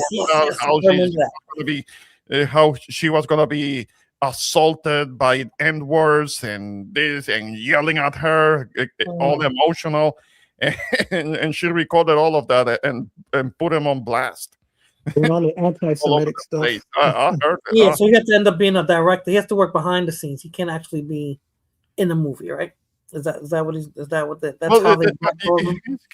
No, he's starting in a movie here and there. I think he was in one of the Expendables movies, and he was in a movie called Get the Gringo. You can look that up. He has starred in a few projects. It's just that he's being exposed. I mean, he has a racist side to him, unfortunately, because I used to like him a lot. I mean, those Lethal Weapon movies are part of my childhood. Mad Max. I like them in Mad, but he didn't say anything. Mad Max, and he did pretty good with us speaking one word. Blood Moon said he mentioned the J people, and that's why he got blackballed, and nothing else, not anything else. Well, that too, that too, and that's what hurt him. That is what hurt him. But he also went off on black people. It was recorded. You can look it up. He is in a bunch of movies. His movies are making money, and he is nominated for awards. Really? I must be out the loop. So did Hulk Hogan. Yeah, he did too. Oh yeah. There are a lot of people that don't like it. Him, Hulk Hogan, him being racist. That's only one part of the reason a lot of people didn't like him. You can look up other wrestlers like Jesse Ventura. I think it was Brock Lesnar. Those guys hated him, but it was for other reasons. It had nothing to do with his racism. Yeah. Gotcha. So Blood Moon says going off on black people is not a big deal. Not for you, Blood Moon, of course. Not for you, of course. Of course it's not. So yeah, okay. So person and, go outside and go run off on a black person. You see what happens. Say that again, Irby. What? Blood Moon needs to go outside and talk shit to a black person. See what happens. Blood Moon loves black people. That's just her talk on. That's just her talk on social media. She loves black people. Jesse Ventura is a white man. That is a fake name. Well, that's why I'm saying that, because he had not. People hating him have very little to do with race. There are other white people that hating Hulk Hogan. Gotcha. Because there's somebody like Jesse Ventura who is a white man. Yes, that was kind of like his stage name. Right. I mean, maybe they were jealous. I mean, like everybody can't. No. You have to look into it. No, not jealousy. Not jealousy. Oh, okay. Then I'll have to look into it. He did a lot of underhanded things when it comes to wrestling. How he will be a snitch and he wouldn't help other up and coming talent. He will want all the spotlight for himself, and he will do shady shit to other wrestlers to limit their career so he could maintain his position. I mean, he wouldn't help others shine. Will make him shine too. He didn't saw it that way. He saw it. He wanted to stay at the top. That's how it is. Star. He wanted to be the only star always and fuck everybody else. Hold up. I believe that. New York cops are getting bullied. You see that video TT showed last week? I think was it last week or 2 weeks? How they getting bullied? They're pussy. Remember when they were throwing the snowballs at them? They were straight up. New York cops are pussy now. Huh? You can't even do that to Miami cops. You can't do that to any cops, and you weren't able to do that to New York cops either. I don't know why they're getting like that. I saw another video of some guy who was throwing himself on top of a taxi cab, and then the guy got out the cab. I don't know if he was like an Indian guy or something, getting upset. They called the cops, and then he was like, "Oh, he threw himself down the floor." He said, "Oh, pick me up." And then when the cop went to touch him, "Don't touch me! You can't effing touch me!" And I was like, "Damn, that's how it is right now." Because usually cops, you asking for it, acting like that. But I don't know what's going on with New York cops. They don't. They're not. They can't do nothing. They might as well not have guns because they can't do nothing. And Blubbu said about the cops. Blubbu said, "I'll call the cops on them if they try anything." So she's a Karina. So Karen is the white lady. Karina, Keisha's the black lady. Karina's the Hispanic. Wait a minute. Don Armando said Chuck Norris was the best. Used to watch him while being in Universidad de Central de Este. Where the heck is that? Is that in DR, Don Armando? Waiting for my aunt. Jesse Janos. Oh, okay, that's what's his real name? Jesse Venturas. So what was he? That's Greek, right? Janos is Greek? Maybe. Thank God I'm a dark-skinned Dominican. I'm darker than you. You're not dark-skinned, Don Armando. You're like shit. What does that mean? He's just a black Dominican? Yeah, but he's not even dark. That's a typical day in the Bronx. A cop got sentenced for throwing a... Yeah, I saw that.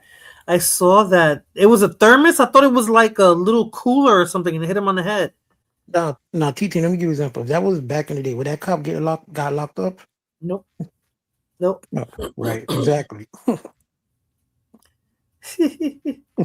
Maybe. But no, they didn't get locked up. Cops called me spit. Yeah, that's something the cop would say too. But damn, you threw me off, Irby. How'd we get to New York City police? The snowballs.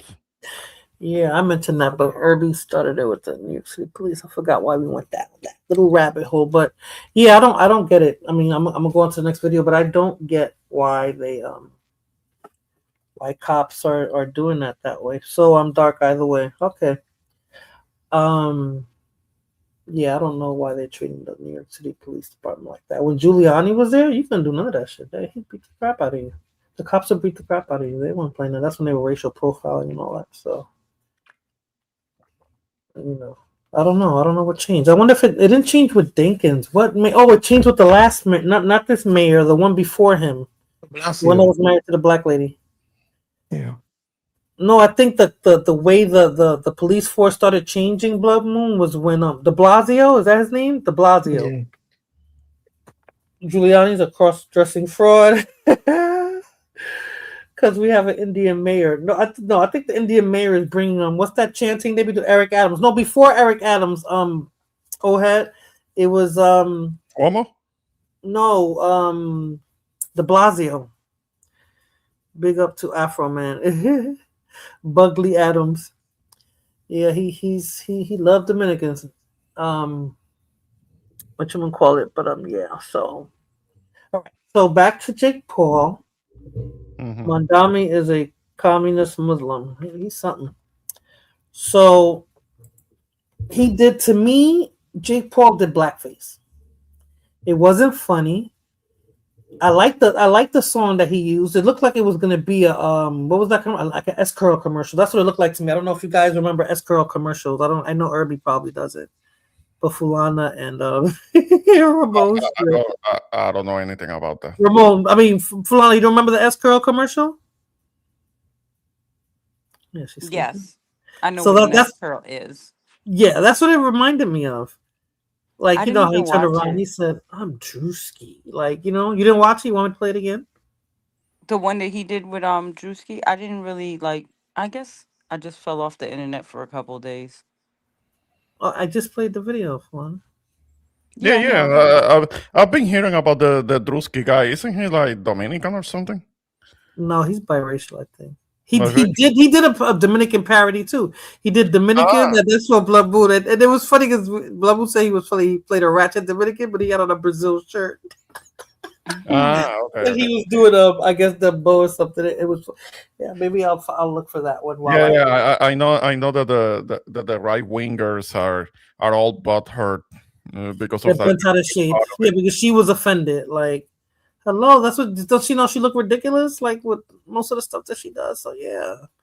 I like how she told Elon Musk to take it down, and he said no. Exactly.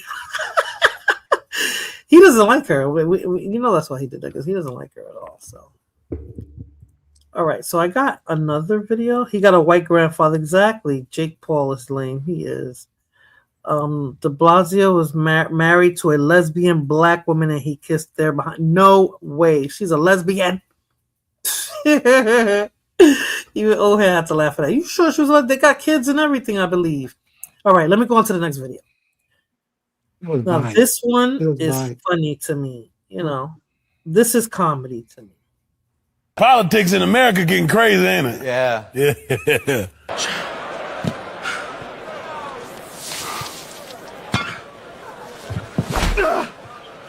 Congress and them ain't playing no more. Yeah, nice to meet you too. Politics in America.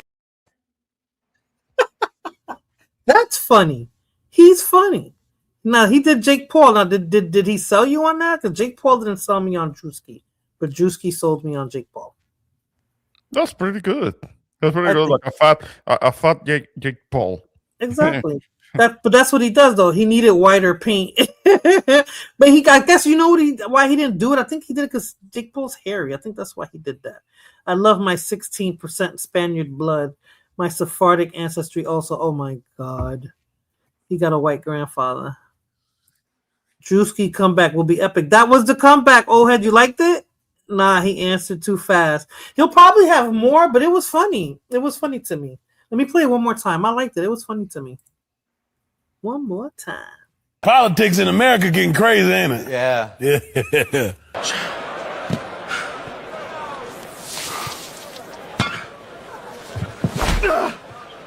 Congress and them ain't playing no more. Yeah, nice to meet you too. I don't know. He looked like him. He did it good. I forgot I was looking at Drewski because he got them big, buggly eyes. It wasn't Drewski. He definitely, I don't know, he nailed it to me. Who has a white grandfather? Drewski does. Blood Moon. He has a white grandfather. He showed his pic on IG. Yeah, he did. I think he did a video with him too. But I like this. This to me was funny. God, I just lost something. Paul is not fat. He is kind of. He is. He's not in shape. You guys still hear me? I don't know. My computer. Yeah, we hear you. I hear you. Okay, whacked out a second. So he doesn't have a white parent? No, he has a white grandparent. But yeah, I found it funny. I like that. Yeah. And then there was, huh? Yeah. And let's see what it goes. Somebody else is gonna take a shot at him. Yeah, because the argument is if he can't. So I said he's biracial or multiracial. Blah, blah, I said something like that. That was weak, but that was kind of funny. I guess that was a quick one. You want him to do a whole routine like he did for Erica Kirk? We'll probably get to it. I guess he's trying to see what Jake Paul will come back with, because I guess he can, that's his thing. That's not Jake Paul's thing. So, but I was reading the comments on IG, and white people were chiming in saying, yeah, they can't get mad because if you do whiteface, we should be able to do blackface too, and nobody should feel like it's being racist or anything like that. But the racist skit was funny. The racing skit, yeah, when he played. Yeah, that was funny, Don Armando. That was funny. I should have uploaded that too, but I wanted to stay on Jake Paul and Drewski. I found him funny. He's a comedian. He's gonna go places. They're just giving him more. They're shedding more light on him. So more people. The crazy part about it, you got random people online fighting for it to do blackface, but I don't see no white comedian wants to do blackface. Not now, no, not now. Because I don't know when Jimmy Kimmel did that of I guess that was supposed to be Shaq or something. I don't know if that's like a rite of passage. I think he was doing Carmelo. Oh, that was with a bald head? Carmelo has a bald head or had a bald head? I thought that was Shaq. You sure? I think so, yeah. And then who else did they show? Trudeau, right? But and Billy Crystal did blackface before? Yep. A lot of them. Because I was looking at somewhere online, Billy Crystal, when he was doing Sammy Davis, he did blackface. The only one that successfully pulled it off and it didn't seem like he was doing anything racist was Robert Downey Jr. in what's the name of that movie? In Tropic Thunder. Yes, he was hilarious. Yeah. But anybody in recent years who got offended by it is because they didn't actually see the movie. Exactly. There was a reason. There is a context to it. It was hilarious. Because of the ridiculousness of his character, who was like an exaggerated Russell Crowe type of yes. who is doing somebody else's race and actually went through a medical procedure to make himself having melanin and getting that done permanently and stuff. And right. it's kind of like taking a shot at overacting, that kind of thing. He did a good job. I found it super funny. He was hilarious with that. Howard Stern did blackface back in the day. Nobody didn't care. People love Howard Stern. No, because back then people understood the context of it, what Robert Downey Jr. was doing, so they didn't get people didn't get. He didn't technically do blackface. It wasn't. Certain younger people might be getting offended at that because they didn't actually watch the movie. They just saw Robert Downey Jr. in blackface and wanted to get offended without understanding what that's how they are now. Me and Blood Moon sent me earlier asking me about did Tupac actually rape some woman, and I was like, yeah, he was accused of it. And because there was this young girl on TikTok who was like, I guess they're putting Tupac on some video. They're doing something with Tupac. And she was like, I don't care because he was a rapist anyway, and blah, blah, blah. And I was like, this girl wasn't even born when all this happened. Like, she doesn't know the context of everything that happened, Well, yeah, I guess young people, they're very opinionated. They was doing that with Kobe. They were trying to do that with Kobe. They're trying to. Yeah. And they know nothing about him. But you see what O has said? Ted Danson did it too. I don't remember when Ted did he have like he did it. He had like dreads or something. Did he do something like that?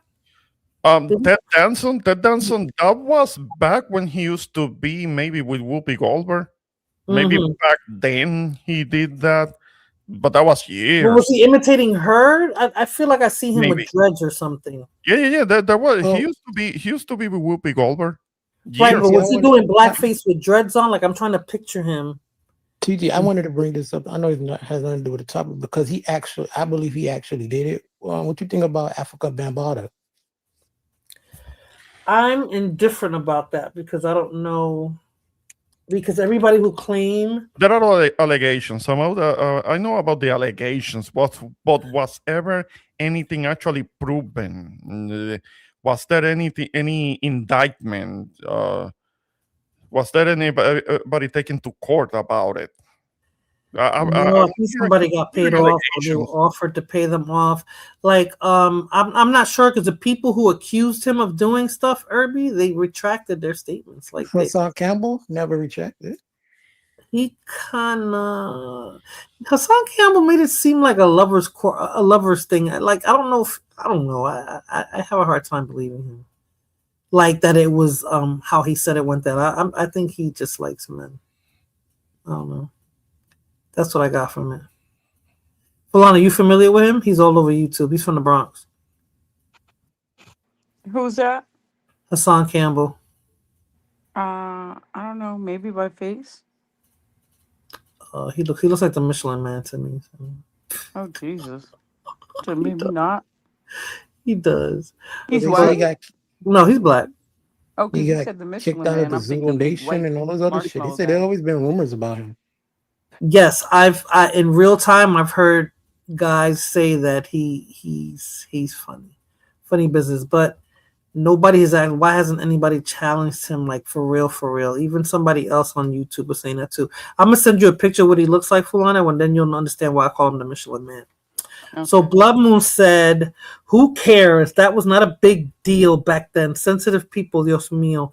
It wasn't a big deal maybe in the 90s and in the 2000s, but it was back during Jim Crow. Blood Moon, that was a big deal back then. People were very upset about that."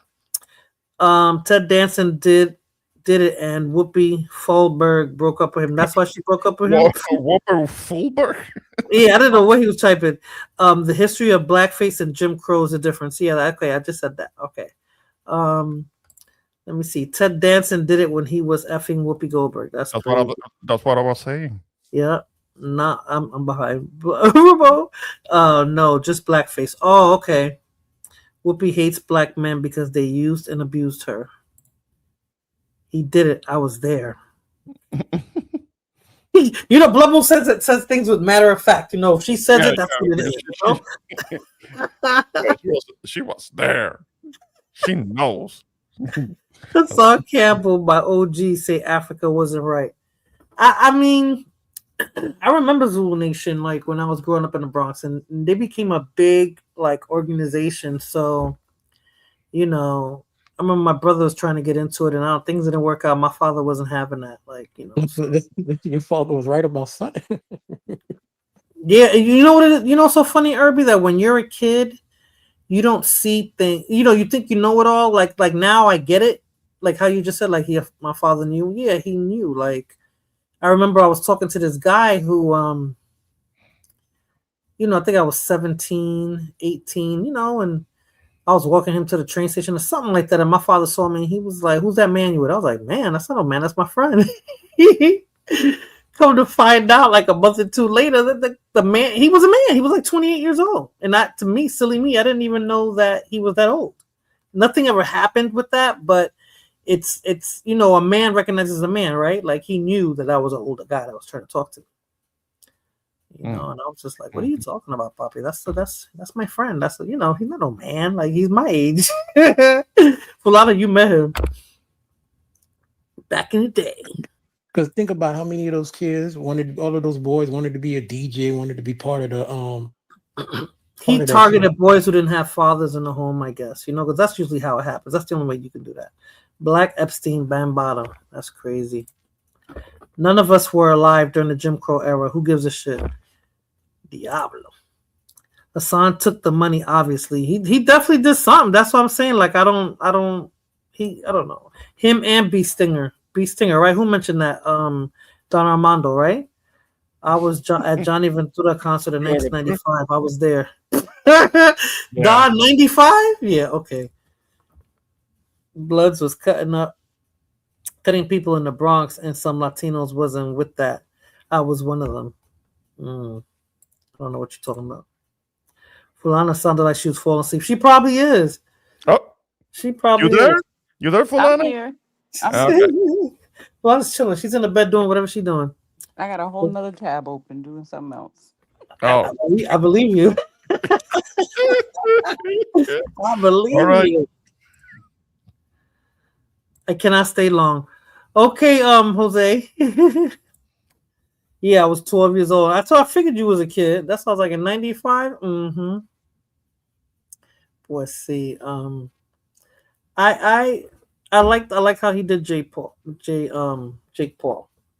I like that one. That was funny to me. Jake Paul wasn't funny. Jake Paul looked like he was doing a commercial. He wasn't necessarily trying to make comedy or do anything comedic with regards to Drewski. And I have one last video, and it's kind of because when I was downloading these videos with Drewski and stuff, when they were talking about blackface online, they were saying, yeah, the United States had a way of looking at black people, and other countries didn't. Supposedly, other countries didn't portray black people in that way, and it was a video that was talking about Russia and the United States. Now they make it seem like Russians aren't or don't have a history of racism, I guess because they're so isolated where they're at in Eastern Europe. But I've heard that they are racist towards black people. But in this anime, they have a whole neo-Nazi group over there in Russia, I heard. Well, look at the propaganda that they're putting out with regards to blackface. Hold on a second. Un momento. This is a video that I saw on social media.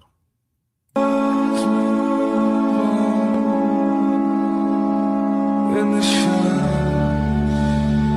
I can be you, to be near you for a while. In the I can be you, to be near you for a while. There's a crack. Dang, I forgot about the music. But yeah, they're trying to make it seem like that's how Russians view black people or did back then around the Jim Crow era, and then you see how the animated cartoons were showing black people back in those days. So I just found it odd. So Russia looks down on Nazis. They do. Every country is racist against them, even in the continent of Africa. Yeah, and no Russian monarchy, and Ethiopia used to be cool since both were Orthodox Christians. I don't know. I think I've heard some things. I believe when COVID happened, weren't they kicking all these Africans out? Yeah, I seen it in the Ukraine. It was in the Ukraine also. Oh, and both countries, right? Yeah. Yeah. So I don't know if they're trying to absolve themselves or trying to prove to black people that they're not racist. Yeah, this ain't the Cold War. I don't think it's a different time now. So I don't know. Forcing Africans to fight. Everybody played their part. So, but yeah, that's all I got. I got one last video of my son cooking. Fulani, you want to see my son cooking? He knows how to make video. He uploaded a video. Let me play it. You're going to show your son? Yeah, I'm going to show my son. You want to see him? All right. Well. Okay. Here you go. Herbie stupid. Hey guys, so today I'm going to be showing you how to make some ground beef. Get it on the cast iron, add your oil, add your veggies, like use some onions and some peppers. Then we'll throw our garlic powder, a little bit of onion powder on there, some adobo, and just a tiny bit of mojito. Boom, mix it all around. Make sure it's hot enough to throw our meat on there. Then we'll throw it all on there, chop it up and mix it around. Wait till it's a little bit brown, and we add a little bit more adobo, a little bit more mojito. Then we're gonna brown it up. Once it's all the way brown, we're gonna add some tomato sauce to it. There we go, mix it all around. I don't like to add too much tomato sauce just so it's not too saucy. Add a little bit more. Oh, I think I dropped some right there. I'm gonna test it out real quick, see how it tastes. Pretty good. And once it's all good, we're gonna get our rice out. Add it all together. And boom. Hey guys, so today I'm gonna be showing you. He calls Love mojo it. mojito. He calls He mojo said the mojito. So he speaks Spanish. He speaks Spanish? No, that's as far as the Spanish goes. That's pretty good, actually. That looks He did not know beans. He said that's his protein go-to. Ah, So okay. what side does he claim? He He was claims like, his a little Dominican side Bilbo. or his Cuban side? I would say Cuban. But yeah, that's so funny. That's can I get that video? He's like, yeah. You know, everybody knows how to make picadillo first, Fulano. That's like I know. that's the easiest Staple. struggle, man. Mm-hmm. So you didn't speak Spanish to him growing up? Not really, but my mother did and her husband because they didn't. Well, Yeah, her but husband definitely didn't speak English. So beans would have went. Yeah, beans and we like bananas to go with it too. Either You're raising him. You raised him like a Puerto Rican. his father's African American, so you know we didn't speak too much Spanish in the home. And when I tried to put him in school, like because you could take dual language in school, he didn't want to do it. I tried to do it with Spanish and Mandarin, and then we went to. Introvert. No, he just didn't want to Huh. do it. And then when we went to DR, he met this girl. I don't know if Blood Moon remembers. And she was like, "Oh," she told me Spanish. Why didn't you even teach him how to speak Spanish? I was like, "Excuse me," because I guess he told her that I didn't teach him how to speak Spanish. And I looked at him like, "Excuse me." He was like, "Oh, you didn't teach me, Mom." But I was like, Introvert. Have you ever come across the Puerto Ricans here in the States that don't speak Spanish? Like I grew up with them. I have come across Puerto Ricans on the island that don't want to speak Spanish. Really? I have come across that because they learn a little bit of English and they get this superiority complex, talking like they are somewhat superior to the rest of us because they can speak a little bit of English. I have encountered that on the island. Rest in peace to your father, Don Armando. When he moves out, he'll be making that every day. Yep. Well, whatever is easier, then it tastes good. Sure, why He not? always loved that, and it's so funny because an ex-boyfriend of mine, we were talking a few years ago, and he sent me a video. He said, "Look," and he showed me the same plate but with beans. I said, "No way." He said, "Yeah, you taught me how to make that." So it's cheap and it's filling and it tastes good. You know, you season it right. That's a good meal. Oh yeah. It's a good meal. Well, he said Ricans today in the States use carbon too much. Demasiado. Too much. I agree 100%. 100%. It was earlier today that I came across this Instagram of this girl who's been living in the United States, and she's talking about that she's gonna go back to Puerto Rico, move back to Puerto Rico, but everything that she say, every third or fourth word that she says is cabrón. Pero mira, yo estoy tratando de moverla a la isla. Mira, cabrón este, cabrón. And she's pretty, but every time she says cabrón, she looks oddlier and more cafre. I mean, it's too much. A pretty girl too, but every third or fourth word that she said that comes out of the of her mouth is cabrón. And it's He said a puñeta. They retain the puñeta though. I say puñeta, but it's only on occasion. Maybe I bump into something, I hurt my toe or something like that, and I yell it out, puñeta, or I drop something. But that's what I say. Like when I hear the Cubans in Miami talking with all this, thick thing about them. And I'm like, damn, I come from pre-Castro Cubans who didn't talk like that. And even my grandmother, who had a dirty mouth, wasn't so animated. But in Puerto Rico, 25 years ago, people didn't say cabrón so much. It's only been in the last like 20, 25 years that the younger people have been getting used to saying cabrón so much. I hate it because that's not how I was raised. I mean, there is kind of like it's a bit of a generational thing. Now, the younger people in Puerto Rico, they say cabrón to each other all the time. When I was younger, you said that you could end up getting into a fight because that was seen as disrespectful. That would be disrespectful. Right, you can come at me. You can come. When we were younger, when I was younger, you couldn't come to me and start calling me cabrón because I will be like, ¿a quién tú le estás diciendo cabrón? I think it's a younger generation because of the parents now. Like, I had my son a little bit later. So had I had kids in my 20s, let's say my late teens, early 20s, that's the generation you're talking about now. And I don't know if the parents grew up with their kids or they were more laxed with them, because I didn't smoke a cigarette in front of my mother till I was in my late 20s, almost early 30s. I didn't drink in front of her. I definitely didn't curse in front of her. Like, it was just things that we didn't do. So I don't know. It depends on how you grow up. but the whole cussing all the time. It was just today that I saw that Instagram of this girl who was talking about moving back to Puerto Rico, but every third or fourth word that she said, it was cabrón. Cabrón esto, cabrón lo otro. It's just a pretty girl, but she was looking uglier and uglier the more that she said cabrón. I don't know. It wasn't everybody. Like I said, my grandmother had a potty mouth. Fulana had a potty mouth too. That's my grandmother left Fulana's potty mouth. Yeah. Fulana used to say what she felt. And used to be like, whoa. Haitians on TikTok saying they created merengue. Okay, Haitians say they say merengue, they say bachata, they say salsa. No, they say they created sancocho too. And, and no, we've been making sancocho forever.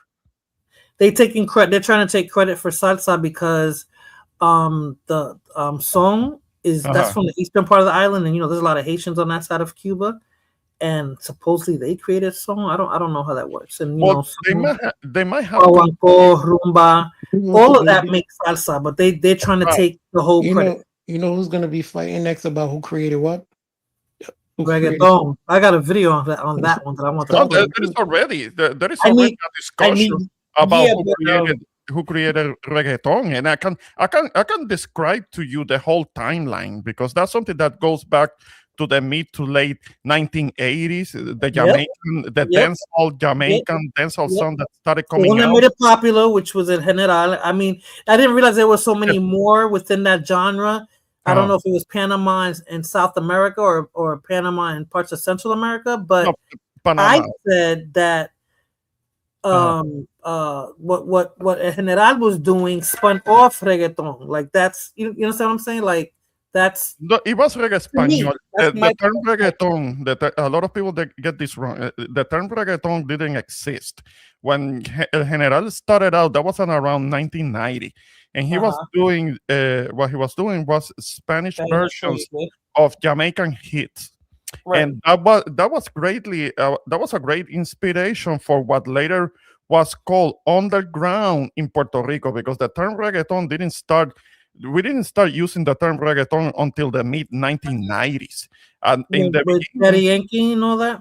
In the early 90s, there was the movement that was called underground, but there was a reason for it, because the movement was literally an underground movement where you had to get the mixtapes that were certain physical cassette tapes with the mixtapes that you had to borrow from somebody and make a copy of it, and that's how the movement started.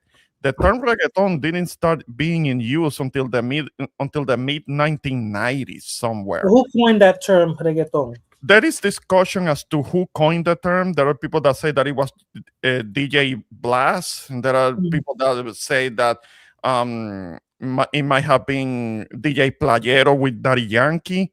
That's up in the air. There is not an agreement as to who coined the term first. but it was started being in common use in the mid 1990s. It wasn't in Panama. The term was not coined in Panama, like some people try to say. They said, no, reggaeton started in Panama. No, it didn't. What started in Panama was the reggae español movement. When they started making Spanish versions of Jamaican hits. But it all traces back to Jamaica. We know that. We Puerto Rican, at least us, the older generation of Puerto Rican, us that are from the all of older generation, the old guard of the movement, of the underground to reggaeton movement of the 1990s. All of those guys know that the roots of it trace back to Jamaica. But there are the younger generation that are making these stupid statements talking about that reggaeton started in Puerto Rico in a vacuum from zero, and that's it. No. We cannot ignore the roots of it. They trace back to Jamaica. And that's it. Some Jamaicans trying to they're trying to sue to get, I don't know what kind of money they're looking for, because it's a spin-off of what it is. Okay. It's like salsa, right? They say salsa is. I know what you're talking about. What you're talking about is the whole dembow thing. That traces back to two songs specifically. I can tell you is that one of them is called actually Dembow, the Shabba Ranks hit, produced by Steely and Clevie. You can look this up. I think it's those two. Yes, it's those two that are trying to sue for something. At least one of those, one of the members of that producing team that are trying to set up a lawsuit because there are so many reggaeton songs that use that beat, the dembow beat, the original dembow. Now, I'm not talking about the Dominican stuff. What they call dembow in the Dominican Republic. I'm talking about the original dembow, the Shabba Ranks song. There is also another song that used an even more common rhythm and more common beat. That the song is called Pounder. You can look it up.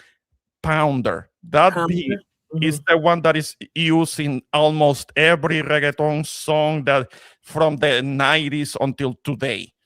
And that's also, and that is also kind of like a lawsuit going on involving that beat, that reggae, that dancehall beat. That's okay. That's understandable because we have. It's kind of like a snapshot of the early 90s dancehall. After the mid 90s, the dancehall sound evolved into something else. It didn't sound the same. And even in the 2000s, dancehall started sounding different. It doesn't sound the same as it did in the early 90s. So the whole reggaeton sound is a snapshot of the early 90s. The beats that were very popular back then is what shaped the reggaeton sound. But it all traces back to Jamaica. It always has. That's how I feel about salsa too. But I always said salsa was created in New York. Yeah, that's the history. A lot of people get that. Some people get that wrong. Some people say that it started in Puerto Rico. Some people say that it might started somewhere in Colombia or something like that. But that's not. Colombians ahora se hacen el rey de la salsa. I don't even like the way they dance it, but.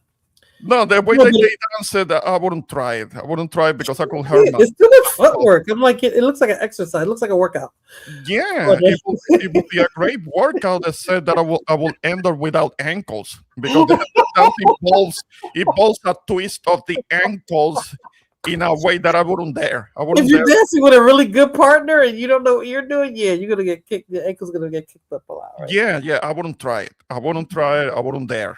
But yeah, I feel the same way. The base to me, El Base is Cuban, but it was it was produced by a Dominican. Yeah. Puerto Rican was to put everything together, and the voice was Hector Lavoe, Celia Cruz, and all those other people from Fania Records. Yes. But it was it was an international effort in New York City. But the roots of salsa, it all traces back to Cuba. Right. But it's not salsa because I see them on TikTok arguing about it too, and I'm like, but it's it's a combination of things. It's not, It's anybody who argues about that shows you that they don't know the history. They don't know. Puerto Ricans, they put it on the map. Puerto Ricans did put on the map. Yes, a lot of Puerto Ricans did a lot of the work when it comes to kind of like making it what it is today. Yeah. Internationalize it. It's kind of like what happened, let's say, with merengue during the 80s. Merengue, the Dominicans had that on lockdown. They were the only ones that really were making merengue. It was at the beginning of the 90s where you started seeing Puerto Ricans doing it. Right. And helping to make it in international. But that merengue, that's all Dominican. Okay. Right. Yeah. And now bachata and all that. So No, I didn't hear. The first time I heard anything about actual bachata, it goes back to the Bachata Rosa album by Juan Luis Guerra. I will admit that I had never heard a bachata. You're talking about the Puerto Rican? Is he Puerto Rican? Because I know they try to say bachata started in Puerto Rico. Well,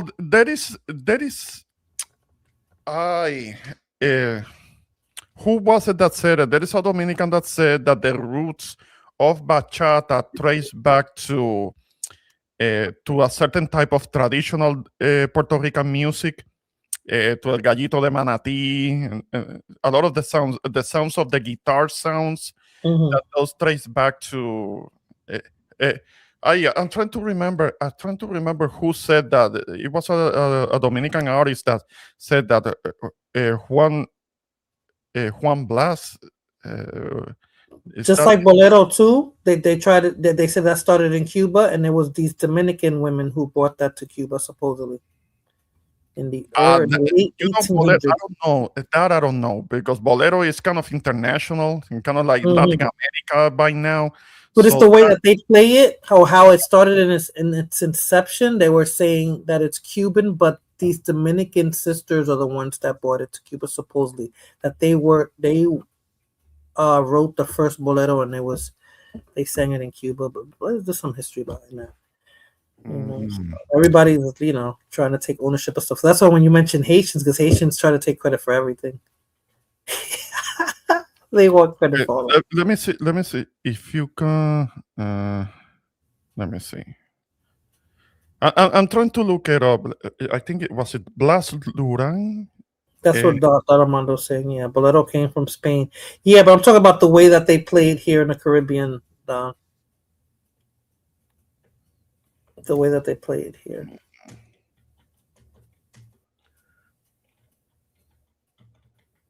Because I remember that there was like there is an interview that you can actually it might be easier for you to look it up. Búscalo, entrevista con Blas Duran about where those bachata comes from, and he's gonna say something about how the roots trace back to Puerto Rico. But bachata, the bachata per se, started in the DR. There is no discussion about that. But there are certain inspiration. There are certain kind of like the roots. They trace back to Dominican, to Puerto Rico. It says bachata originated in the Dominican Republic during the early 20th century. It emerged from rural and marginalized communities, blending elements of bolero, son, and mer. I don't know what merengue, mer, often telling stories of heartbreak and longing. Originally stigmatized and associated with lower class neighborhoods, it gained popularity in the 60s and 70s. So yeah, it said the birthplace is rural areas of the Dominican Republic, later spreading to urban centers like Santo Domingo. Musical roots, it's a fusion of African, European, and indigenous music styles, heavily influenced by bolero, son, and later adding electric guitars. Initially, the music was often referred to as amargue, bitterness, amargue. Early in its history, it was considered a lowbrow and often banned from radio stations, but it grew into a global phenomenon by 1990s and the 2000s. So. Okay, can I share something with you? Let me see if I. Let me see if I can get it, because I'm always having having a little bit of an issue sharing things. Hopefully, me too. Yeah, you will have to let it show, let it share. Oh, yeah, you so have you to. have a link? There is you're gonna see something else with my name. Oh yeah. I see it. I have to scroll down. My bad. Yeah, let me know when I can start playing it. Okay, I'm gonna add it to the stage now. Yeah. Play. Mujeres, el hombre del tornillo, de la arepa, del conejo. Aquí está una leyenda viviente, el maestro Blas Durán. Bienvenido al especial.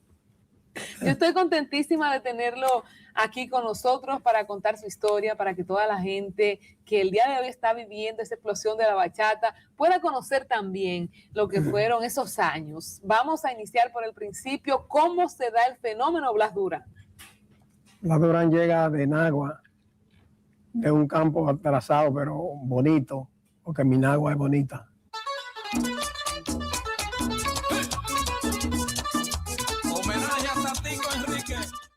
Participé con Aníbal Bravo, participé con el Combo Candela también de Nagua, con Juan Luis y su mulato, pero siempre en el 69 grabando bachata. I might have to search a little bit where the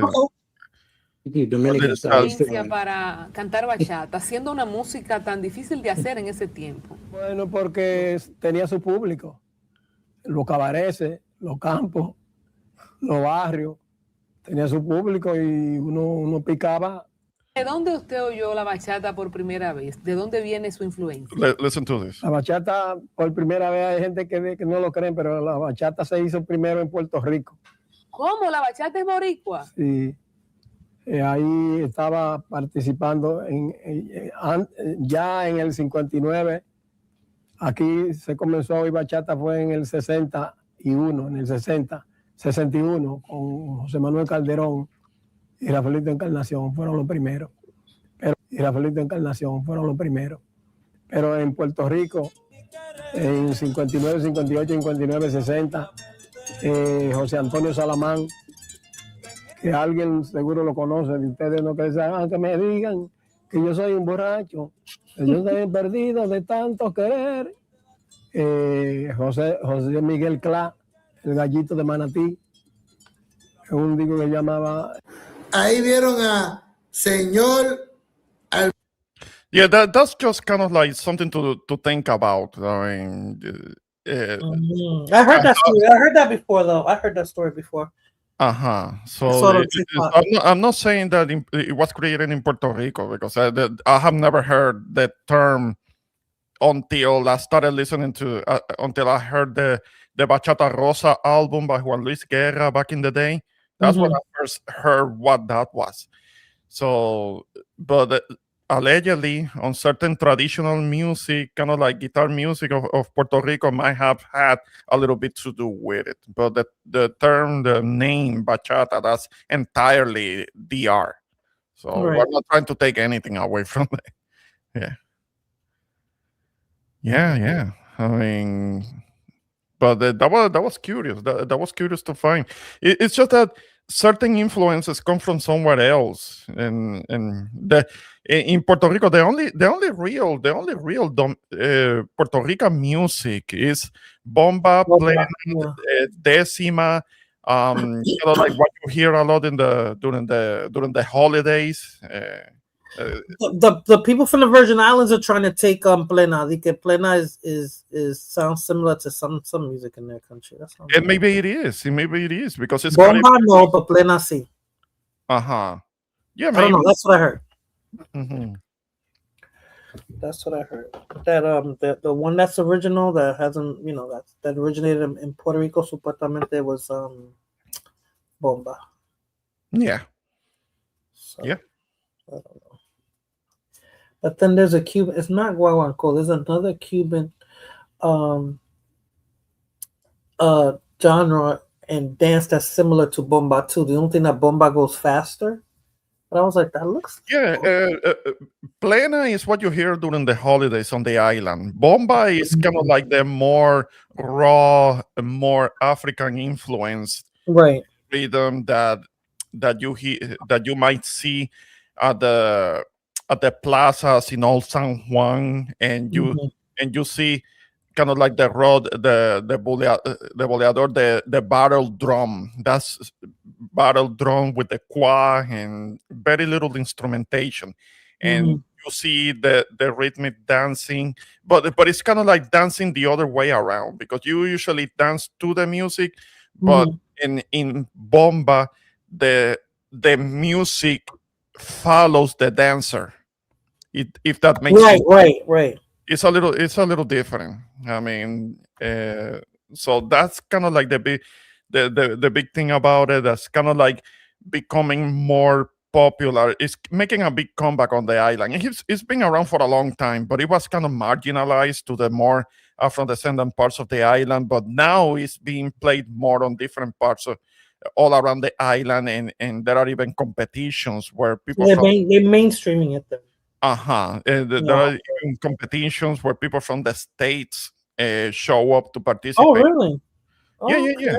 There are like diaspora Puerto Ricans that come from like California and maybe from New York and participate in kind of the competitions and all. Yeah. It's being more of a thing. Yeah, he was talking about bomba, how it follows the drummer follows the dancer, and I don't think it's rumba though, Armando. But there's a genre there that I saw that, but it's danced slower. Bomba is fast, and I said that looks just like bomba. The only thing is that bomba moves a little bit. Yeah. Look up Bomba de Loíza, or. And you're gonna see that it's kind of like it's more raw, and it has a faster pace to it. But plena is the one that you use like the different hand drums. That's what it sounds more like that. But in that's the plena, and the bomba is kind of like a few different rhythms. One of the more basic ones is like at the base it has more like a that's one of the basic rhythms. Bomba, yeah. But that's one of them. There are a few different ones depending on which part of the island it comes from. Gotcha. I like it though. I like it. I like all that. The bomba, the palo, the rumba, I like all of that. Yeah. Anything with the drums. Yeah. Palo was interesting. Learning a little bit about palo, the palo sound. It's very chanty. It has a lot of chanting. Like you see that very strong connection with Africa. There are a lot of Dominicans might try to downplay it and kind of hide it and all.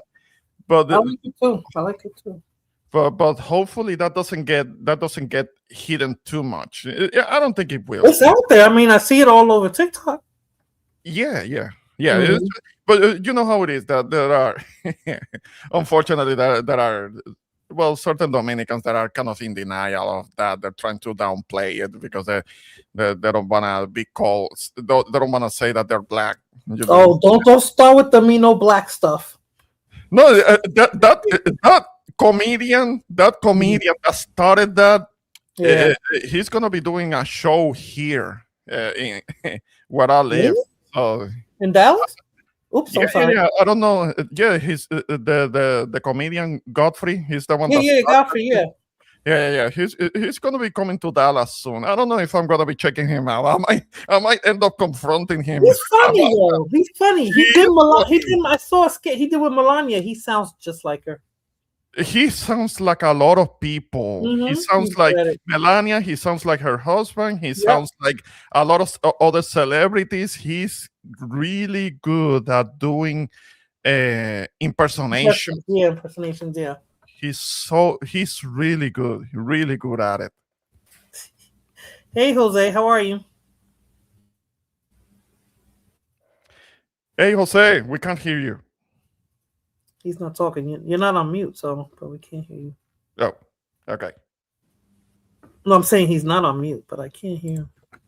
Dominicans have been multiracial, which includes African for over 500 years. All those African in DR are either West Indian or Haitian. You see what I'm saying?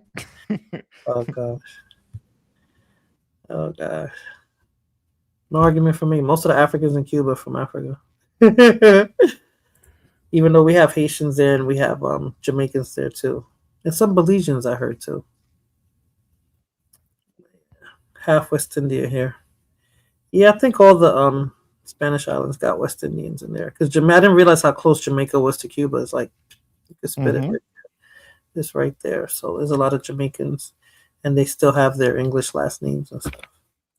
Yeah, the same thing happens with some Panamanians because there were when they were building the Panama Canal, many from the Caribbean, from English-speaking Caribbeans, not just Jamaicans, migrated to Panama, and that's why you see Afro-descendant Panamanians with English names. They even speak Spanish with a West Indian accent. Me and Blood Moon was talking about that. I highlighted it. Blood Moon, I don't know if Ramon saw it. Does Ramon go out or is he always home? Tonight I'm home. Tonight. No, these days I don't go out as much as I used to. A few days ago, I got back from the DR and I had a chance to be there for a few days, and it was good. You're on vacation. That's fine. Yeah, it was good. It was all right. I mean, it's just that I don't go partying like that, like I used to. There was a time where I would be. I'm a homebody. Yeah. I don't go out at all like I used to go out. Axelon, we used to be out all the time. I don't do that anymore. I don't even have the energy for that. I used to be able to work 2 jobs, party 4 nights a week, and go to work como si fuera nada. Even if I was a little, let's say if I had a hangover or just tired, I was still able to go to work and do it. No me mata. Like now, oh my God, Ramon. Let's say if I had to go to work tomorrow and it's 1 o'clock in the morning now, it would kill me. I would have to drag my ass out of bed if I were to go to bed now, and I have to get up at like 5 in the morning. I will be having to drag myself out of bed, and I will be all grumpy about it. I work from home, and even still, just that I need my sleep now. I really need my sleep. Yeah.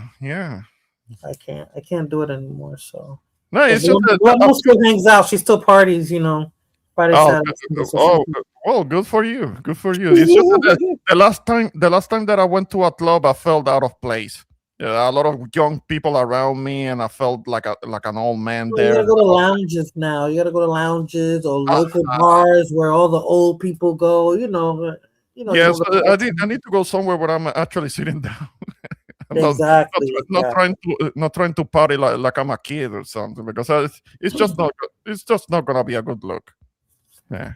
It's not, but who has the energy? That's what I'm trying to like. I don't have the energy I used to. Of course, if I were in Puerto Rico, I will visit La Placita or something. It's kind of like an outdoors location where people party back in Puerto Rico. But lately there has been fights breaking out. I saw that, but they said they blamed it on tourists. Are you talking about? Was this for spring break? No, it was kind of like recently. I don't know if it's related, if it has something to do with spring break, but there is this place called La Placita in Santurce. That's the one. And I'm seeing videos of fights breaking out there. Usually, when it's just Puerto Ricans and that is usually cool, usually chill, and tourists are welcome there. But lately, it's usually women tourists that they start fighting. I saw it. They're getting drunk and they're fighting. Yeah, I saw it. It was spring break, Ramon. Spring break was last month. What's today, the 11th? Yeah, so it was a couple of weeks ago. I saw that. Yeah. And they were saying, oh, look how they're ruining it for the locals. It's not even the locals fighting, blah, blah, blah. You know what it is, Ramon? Like, you got to do as the Romans do no matter where you at. You can't bring them the same mindset that you have. Like I'm from New York, right? So the way I used to move in New York is not the way I move in Texas. It's just not the same. No. And I notice it sometimes, like, you know, my assertiveness of that, man. Maybe it's even seen as aggressive here because I was telling Blood Moon, I said, even when they're insulting you, they're still being polite. Oh, bless her heart. You know, they're insulting you when they're saying bless your heart. You know, bless her heart. Yeah, it's kind of like underhand, low key. It's a passive aggressive type thing, you know? Yeah. Even the racists still hold the door open for you. I was having technical problems connecting. Yes, Jose, you could try to come back in again.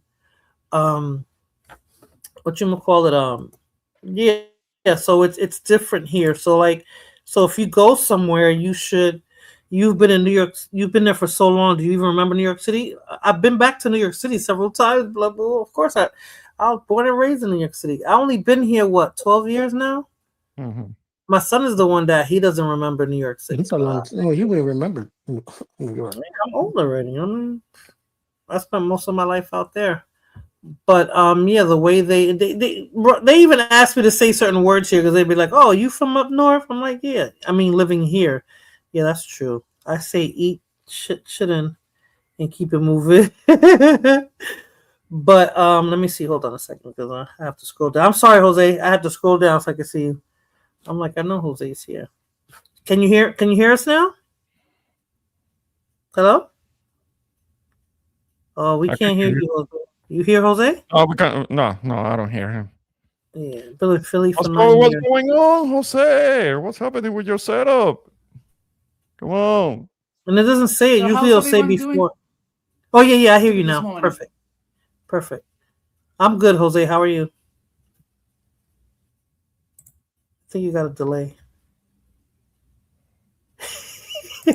What Dominican side, Irby? What are you talking about? But that was early. I'm like, you turned this channel into a Dominican history channel. well, we start talking about music. I guess that's what it is. Yeah. Yeah. Is that why you jumped off? No. I was. I don't know. I jumped off of something. My bad. Oh, okay. It's just interesting because I see them on social media, and all three islands will be arguing about something. Who created Mofongo first, or who did the salsa thing? And excuse me. Mofongo is Puerto Rican. I mean, there's arguments on that too. You know, Mofongo is Puerto Rican, but at my last trip, it was in the DR where I had the best mofongo that I've had in years. Was it?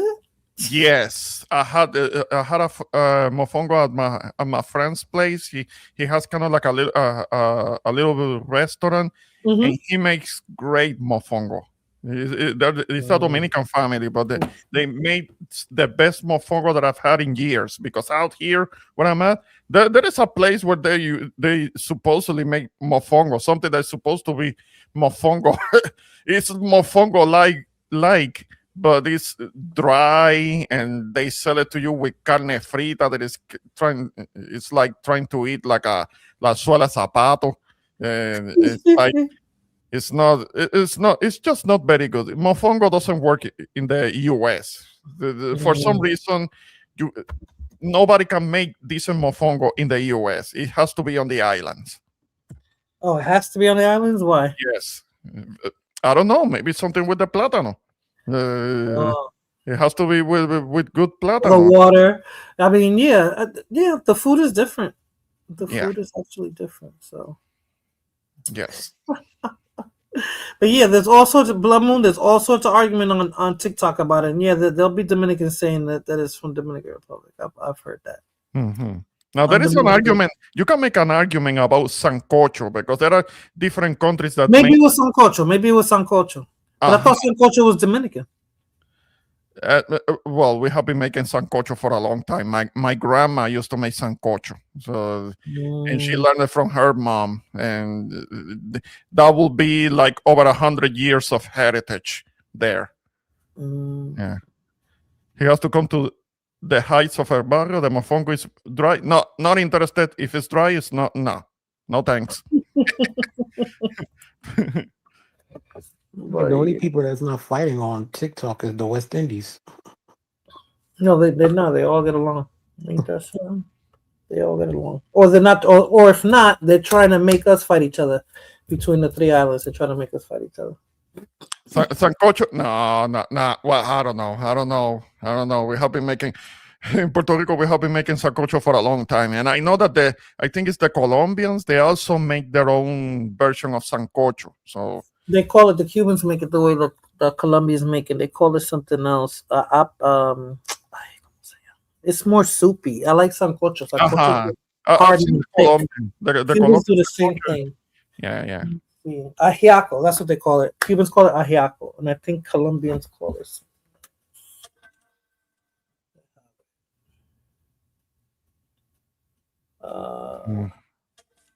Yeah, we call it ajiaco, and it's okay, but I prefer sancocho.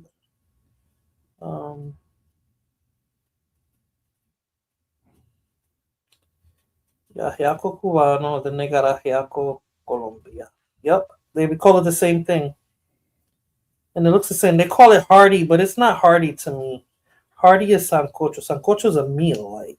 Oh, damn, gonna make me want to make that. Sancocho is a meal. The Spaniards brought sancocho to the Americas, so it's anybody with Spanish ancestry. Jamaicans make it probably because the Spanish were there before the British. Gotcha. Dominican food is great. I like all three islands, to be honest with you. Of course, I have my preference, but I can eat all three. It doesn't matter to me. Colombians, hands down. Bandeja paisa is the bomb. I never cared for that. I like their pastelitos. They don't call it pastelitos. What they call it? It's the same thing. But I don't care for the bandeja. I like the Colombian arequipe. I like that. That's a dessert. Oh, okay. I don't know. Their food, they don't make anything I really care for. Yeah, Ropa Vieja's the bomb. That's the bomb. Puerto Ricans, arroz con gandules, pollo guisado. Dominicans, the same. Arroz con gandules, that's more of a holiday thing. That's something. Yeah, that's kind of more of the holiday. It's more arroz con habichuela. Rosada or colorada. A lot of that arroz con pollo. I'm getting hungry. I love all that. Yeah. I love all of that. Yes. That's what I'm saying. Our food, that's what's like from any of the three islands. It's good, and even Jamaican food. I can eat some Jamaican food too. Some dishes. I don't like goat. I don't care for curry, but I can eat their oxtails. I can eat their peas and rice. What else they make? Their plantains. They make it. I remember trying the coconut rice. That was really good. Yes, that's good. That's excellent. That's good. The coconut rice. Yeah. And I was gonna say that Blood Moon, but I guess Puerto Ricans make it for during holidays. In Puerto Rico, we could at any other time, but it's more common to have arroz con gandules, but during the holidays after. Yeah. Starting at the end of November, that's when it becomes more common to have arroz con gandules. I love that, though. I love it. In Jamaica, they got a cake called Toto. No way. No, it's kind of like it's kind of a cake called Toto. Okay. Well, all right. No, it's kind of like the song. It's kind of like the song that says it's kind of like a specifically for the holidays that says a comer lechón, arroz con gandules y a beber ron. That's very much a holiday thing. Yeah. Arroz con habichuelas negras. I like the habichuelas negras. I mean, there is kind of like a Caribbean place that is more Cuban oriented where I live, and I like how they make the arroz con habichuelas and the moro y cristianos. We don't call it. Well, some Cubans argue that too. The congri and the moro y cristiano is what we call it on the. Is that the island? I ask them. Sometimes I'll have the congri. Right. No, they say it's the same thing. Congri is arroz con habichuela de moro. That's what congri is. Congri is the Haitian word for that. Yeah, con habichuela negra junto. No, habichuela negra junto no. Habichuela colorada junto es congri. Habichuela negra is moro cristianos. That's the argument in Cuba, because a lot of Cubans say, well, we call it congri, but it's not congri. Congri is red beans. Okay. No, in Puerto Rico, what we call congri is arroz con habichuela negra. Oh, okay. We call that congri. Right. Oh, okay. There's a song called Cuban song called Toto. Toto. Jamaican Toto. Well, Jamaican Toto. I never heard that before. I don't have a problem with Jamaican Toto. I heard people say Jamaican food is good. I never had anything. There are something that Jamaican food that, like I was mentioning. Not Jamaican, Haitian. I'm sorry. I've had Jamaican food. No, I don't. I've never had actual Jamaican food that I don't know anything about. Yeah. Okay, Jose. There was a place near where I lived that it was called Maasai. Mm-hmm. That's a reference to a Kenyan tribe, and it was Kenyan food. And at that place, I had lamb for the first time, and it was so good. You never had lamb before? My mom used to make lamb chops, little lamb chops, and I buy the ground lamb here. I make it's called areolas. It's Greek. I think it's Greek or it's Arabic. Mm-hmm. And I use Greek yogurt. Oh, it tastes so good. Tzatziki on it. This cucumber type yogurt thing on it. On a pita bread. It's ground lamb on a pita bread. Oh my God, that's so good. Lamb is good. I think it's a better cut of meat too, Blood Moon. Lamb is better. It's healthier for you. No, well. And here, and you always have to say the opposite. You always have to say the opposite. Well, lamb, I had lamb at that location. It's not right if she doesn't say the opposite. You know that. Yeah. You give credit to Sausage. Bloodman, you always can count on Bloodman to say the opposite. Say, no, that's bad. That's gross. Lamb was good. Pork is way better. I think. How did they make it? Lamb is healthier than pork. But in Puerto Rico, we eat a lot of pork, a lot of lechoneras. Yes. You go to the lechoneras at Guabate town, and they're famous for the lechoneras. The broiled pork. There's one in the Bronx. The guy makes it outside. My mother's husband used to buy it all the time. Mm-hmm. He makes it right outside. He has this. I don't know. He made it himself. How he makes he starts really early making the lechon. Yes. Yeah, because that takes a while. It takes a while. You have to start making that early, put it on the rotating. You buy a plate from him. He's only out there certain times of the day in the Bronx, and he's on TikTok too. He's really famous. Making his lechon. Okay. It might taste nasty where you had it, but when I had lamb, it was actually really good.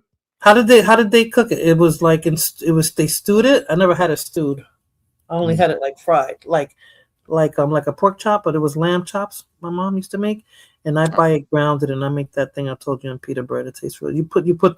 You season it and you stick it. You stuff the pita bread in there, and you just cook it like that, and it cooks within the pita bread. It tastes really good. You just season it like you season any kind of meat. It's the same seasoning we use: the adobo, the garlic, the sofrito, all that, and it tastes good. And then with that yogurt, that dip, tzatziki they call it. It's really good, Ramon. And I like venison. I tried venison here. And I did the same thing. I seasoned it the way I season any other meat. No, lamb chop isn't gamey. Venison is gamey. Lamb chop isn't gamey. I ate lamb chops. It was just on a gyro. I don't like it on a gyro, Blood Moon. No. I do like lamb. I liked it. The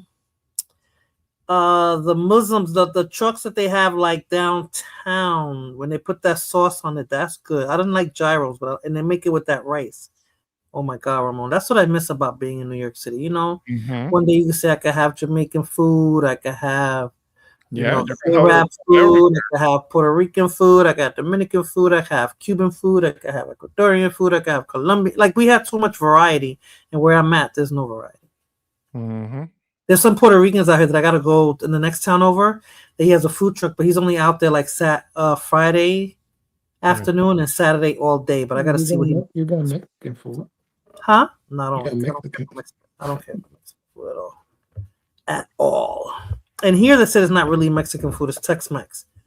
So I don't know. California, some California Mexicans are here, and they'll say, "Oh no, you haven't had Mexican food, so you eat it in Cali." Okay.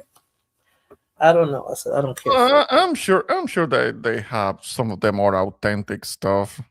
Yeah. Here, not where I'm at. Not in California, but here out here, out here it's only like a few locations that you can find where you can get the real deal when it comes to Mexican food.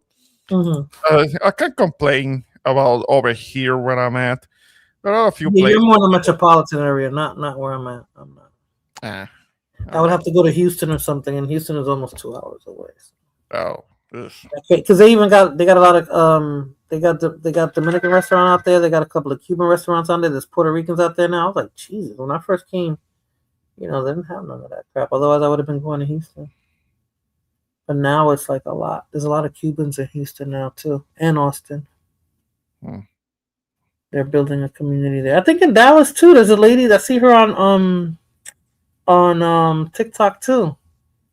She has like a huge kitchen, and I see her making moro, and I'm like, oh my god, it looks so good. And she sells it, but I'm like, I would never do that dry. I think Dallas is 3 hours. If I'm not mistaken, it's about 3.5 hours.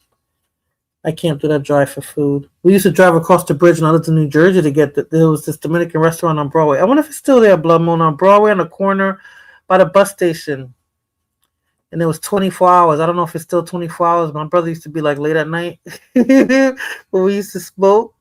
And he'd go up in the booth for some rotisserie chicken. And we would drive across the bridge to get that food and then drive back to New Jersey. I wasn't too far from them, man. And we would drive there. I might invest in Texas one day. It's going up. So is that the name of it? Malecon? I don't know. It's right across the street from the bus station. But that was years ago. That was over 20 years ago when we used to do that. I was the only one that had a car. So is there any current topics you want to cover or discuss, Ramon? I think Fulana's sleeping. I don't know what Irby's doing, or maybe they're talking to each other. I don't know. Well, I mean, you mentioned about what's going on. Did you say anything about when it comes to the war? Is kind of wearing me out, but it's still a thing. The so-called ceasefire that never was, or because Trump said it to himself. Iran wasn't paying attention, or Israel wasn't paying attention because they were bombing Lebanon, right? Yeah. Yeah, like they violated the ceasefire immediately, so they're having to defend themselves, and that is the whole thing with Lebanon, killing people in Lebanon. So what ceasefire? On their end, right? No, because the bombings and the strikes that haven't stopped. What ceasefire? What did Trump, nothing. You remember what excuse he used not to go to more? Whatever he used, they said his son is going to the doctor to find out about that too, so he doesn't have. So Barron doesn't have to go because they're trying to enlist the draft. Like because they're trying to bring a draft for anybody 18 to 25. Yeah. Barron is gonna have to be in that draft. No, they're gonna get him out of it. You know what I said? They should send all their kids first, and I bet you there wouldn't be no war. Their kids have to go. The politicians' kids are supposed to be they're supposed to go first. To go. Front line, boots on the ground. And you see how quick they change their mind. But no, they want to send anybody else's. They won't be so quick to start a war. They want to send anybody else's kids to fight somebody else's war because this is another country's. This is another country's war. It's true. That's what I'm trying to say. So my kid is that age. So he's gonna go there for what? So he's gonna put on a uniform and a gun and fight somebody else's war. He don't even know. He don't give a fuck about. To sacrifice himself for the demon of Canaan. For the demon of Canaan. It's not even to defend this country. No, que manda lo suyo. Fuck that. No, your son shouldn't have to go. Absolutely not. I think they say if you're a transsexual or what do you call it, like a trans. Well, they're not letting them join now with this drunk director of the Department of War Crimes. Speaking of drunks, wait, I got one more video now that you said that. Hold on, this one is very interesting. Un momento. ¿Dónde está? Oh, here it goes. Many of your work colleagues have said that you show up for work under the influence of alcohol or drunk. I know you've denied that, but you would agree with me, right, that if that was the case, that would be disqualifying for somebody to be Secretary of Defense. Senator, those are all anonymous false claims, and the totality. They're not anonymous. The letters We've on seen, the record here. They're not anonymous. On the record, we've seen records with names Vets attached for Freedom, to them. Concerned Vets for America, and Fox News. One of your colleagues working said, hard every day on behalf. One of your mission. colleagues said that you got drunk at an event at a bar and chanted, "Kill all Muslims." Another colleague, not anonymous, we have this, said that you took co-workers to a strip club. You were drunk, you tried to dance with strippers, you had to be held off the stage, and one of your employees in that event filed a sexual harassment charge as a result of it. Now, I know you denied these things, but isn't that the kind of behavior that, if true, would be disqualifying for somebody to be Secretary of Defense? Senator, anonymous false charges. They're not anonymous. And I'll just conclude and say this to the chairman. You claim that this was all anonymous. We have seen records with names attached to all of these, including the name of your own mother. So don't make this into some anonymous press thing. We have seen multiple names of colleagues consistently throughout your career that have talked about your abusive actions. Chairman, I think attitudes, he's words, over and his time. statements He's way to women. over it. Many of your work colleagues have He said, even your own mother. Even his mama don't like him. I was like, oh shit. He's a drunk. He's a drunk, and Rubio, I think he's a. He gives vibes that he snorts something. He does white lines or something. Yeah. I've seen him being all jumpy and looking all nervous, kind of like talking too much and babbling, like somebody who's kind of like snoring a little something. Yeah. Prendido. He does. Yeah. So. But it's so interesting that this whole administration is like a joke. It is. Bondi, a joke. Hesketh, a joke. Robert Kennedy, Yeah, that guy, brainworm Bobby. Yeah, he says schizophrenia is food related. It's their diet. Last I checked, it was a mental health issue. But who else? Say somebody who was literally somebody who had brainworms. And Christy Nolan, Poppy Killer Nolan, and her husband. Yeah, cosplayer, the kind of like transgender wannabe. Yeah, he has a fetish. There's a video going out that I didn't want to play because I don't know how true it was. Wearing fake boobies, because that's what he wants to do. He wants to be a woman. He's going to be another Caitlyn Jenner. He's in the closet. Wanted to be a woman. So she's his beard. That's crazy. Who else? Pam Bondi. Who else? Marco Rubio. The vice president, who to me he's not really a vice president. He's like the eyeliner bands. Oh my god! So it does. I'm like, maybe his eyelashes are so thick. Yeah, It looks like he's wearing eyeliner, or maybe because he's married to his wife, and they wear eyeliner. I don't know what that has to do with it, because the president and the vice president both wear makeup. No, I'm talking about the eyeliner. They're known for wearing that eyeliner. It's a cold eyeliner that they put under their eyes, and it gives them that dramatic look. The Arabs use it too, men and the women use it. That's why I'm like, maybe he's doing that. Because I'm like, is it me? Is he wearing eyeliner? No, he does. He's been wearing eyeliner for a long time. He's been exposed. The Chinese. What? Oh, so this is serious? That's just not how his eyes look? Yes. No way. Yes. He's been wearing, maybe not right now, but for a long time.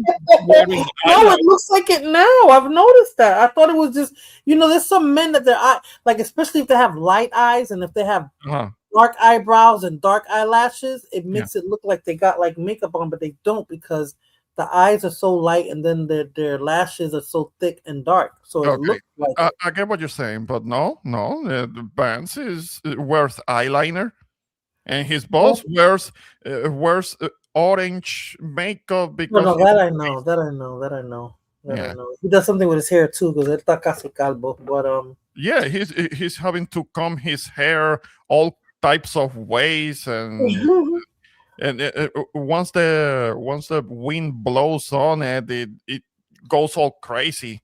but I didn't know about JD Vance. Get the You didn't know? out You of didn't here. know? Come on, chica. No, Look I didn't know. I didn't know that. where he wears eyeliner. The Chinese have made AI videos of him making fun of him because of all the makeup. See, Blumel has a reasonable explanation. His eyelids are non-existent, so it looks like he has eyeliner on. That makes more sense. Come on, Blood Moon, don't make excuses for him. That makes more sense. Are you kidding me? Are you kidding me? Oh my god! Real, so he wasn't exposed. The Chinese were making fun of him. That's what you're saying? Yeah. Let me switch up my my cigar smoking woman and put in my butterflies. Ya que Blamunta media Maria con ella. Okay, let me put this one on. She said, I have never seen any pictures of him young or now with eyeliner. Because remember, Blood Moon says it, Ramon. It's a fact. Ella nunca lo ha visto. Yeah. She knows it all. She knows it all. Anything anything No, not that she doesn't. says, Not that she knows it all. That if she says it, that's what it is. She's never seen it. So Right. I don't know how true that is. Oh my god. Okay, I was gonna. hang on, let me share something with you. Okay. Let me share something really I never heard of that. Wear an eyeliner. Look it up. Hang on. Find it. Me tiene mareada for sure. Hang on. Herbie's back. Oop, my bad, Herbie. You will, I think you have to allow it Okay. so that I can share. You're gonna see something. Oh, here it is. Okay. Okay. This is a troll video from China. Look. Rustic Country Eyeliner. Yeah, but they're making fun of him. Oh, Ramon, they're making fun of him. Hang on. That's not real, obviously. Look. Ay, Dios mío. Eyeliner queen. Wow. Made in China. Yeah, that's kind of trolling him, but there is a reason why they're trolling him with the whole eyeliner, because he uses eyeliner. I know that Blood Moon is making excuses for Why would he that use it, eyeliner. bro? Mira eso. Yeah, it's an exaggeration using AI. I get it. I know, but He's our next president. No, he's not. Don't say that, Blood Moon. Because to me, he seems non-existent the way Biden was when he was Obama's vice president. Mira eso. That's not him either. I hope so. Not. Oh no. I mean, Why but, is this- I didn't hear any. You muted it. I didn't hear any. yeah. I muted it. Oh, okay. Okay. Let me see what I do here. Okay, that's better. Yeah, it was just wanted to show the imagery. I mean, The thing. I prefer JD Vance over Trump. He is meaner. JD Vance is meaner. He's from where's he from? Utah. Oh, I think Ohio. He's from the same place where they were telling lies about the Haitians eating cats and dogs. Trump said that. He's from that. It's funny when he says something. He says it like, "Yeah, I saw them eat that. They grabbed the dog." Yeah, and it was a lie. It was all a lie. And that's where he's from. He's from that part of Ohio. I think it Yes, was. he's very religious. Nick Fuentes is meaner. He's from the Appalachians. That makes sense. Now that I look at him, that would make sense on Blood Moon. But I just thought it was because his eyelashes were so thick and dark that that's what it made it look like. Because sometimes men they have that look. Sometimes if it's really dark, like the scenario I just gave you, if the eyes are really light and the hairs are really dark, it gives that off. It looks like they got eyeliner on. Bueno, ya estamos llegando a what time is it? Oh no, it's 1:30. How long I've been on? It's gonna be 3 hours. Hold on a second.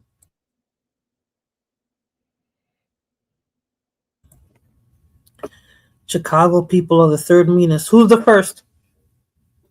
Who's the first meanest? The first what? He said people from Chicago are the third meanest, I guess, in the country. So who's the first?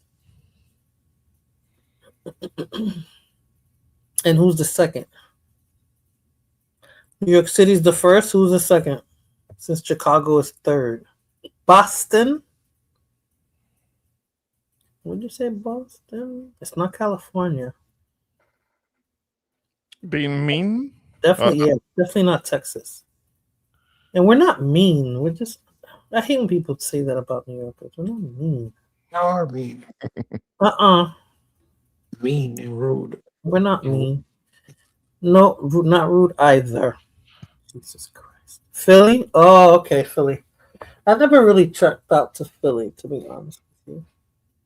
No, but Philly is supposed to be the city of brotherly love. But that's like an expression, not really.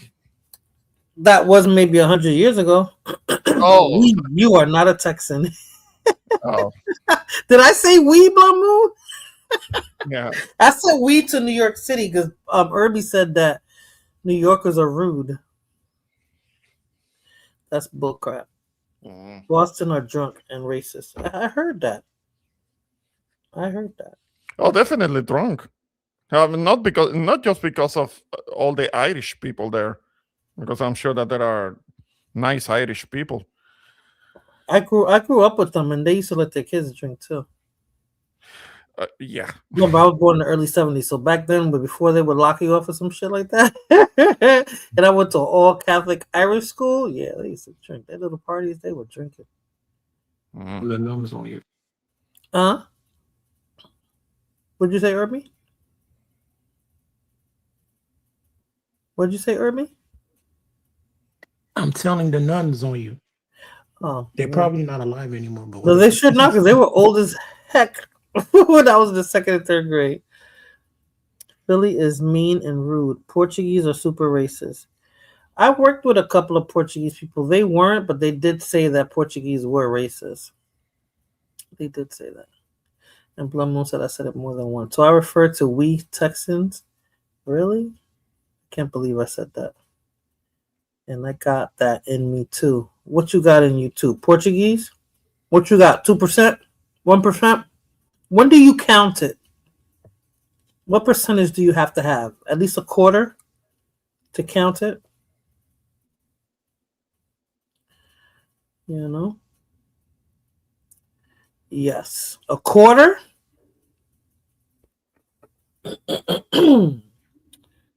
Huh. Okay, so we cover Hesketh is a drunk. He's a drunk. He was asked who got fired, which was the admirals and the corporals that he fired, and he couldn't think of any. 2 and less is the same as nothing. I would assume so. Ancestry.com. Let me see if I have that one. He didn't remember who he got rid of because it wasn't him that did it. That's why he didn't remember. Let me play one more video. Let's see. Oh no, I wanted to play this for Irby. Let me play this for Irby. YouTube is gonna make me take it out, but I'm playing this for Irby and Fulana.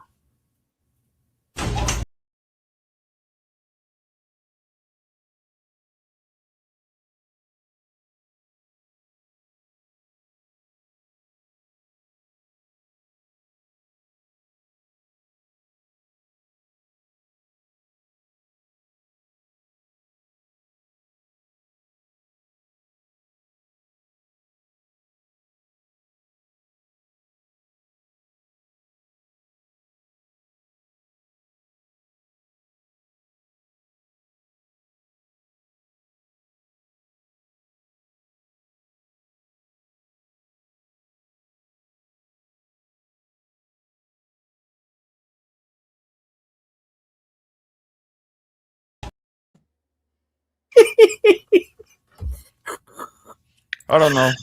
That I couldn't be in that situation.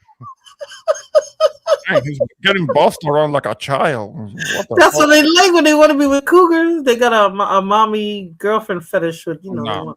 2-in-1, the twofer one. Okay, let me play Hesketh video. Hold on.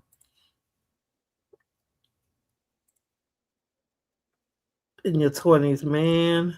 Okay, let me get that video.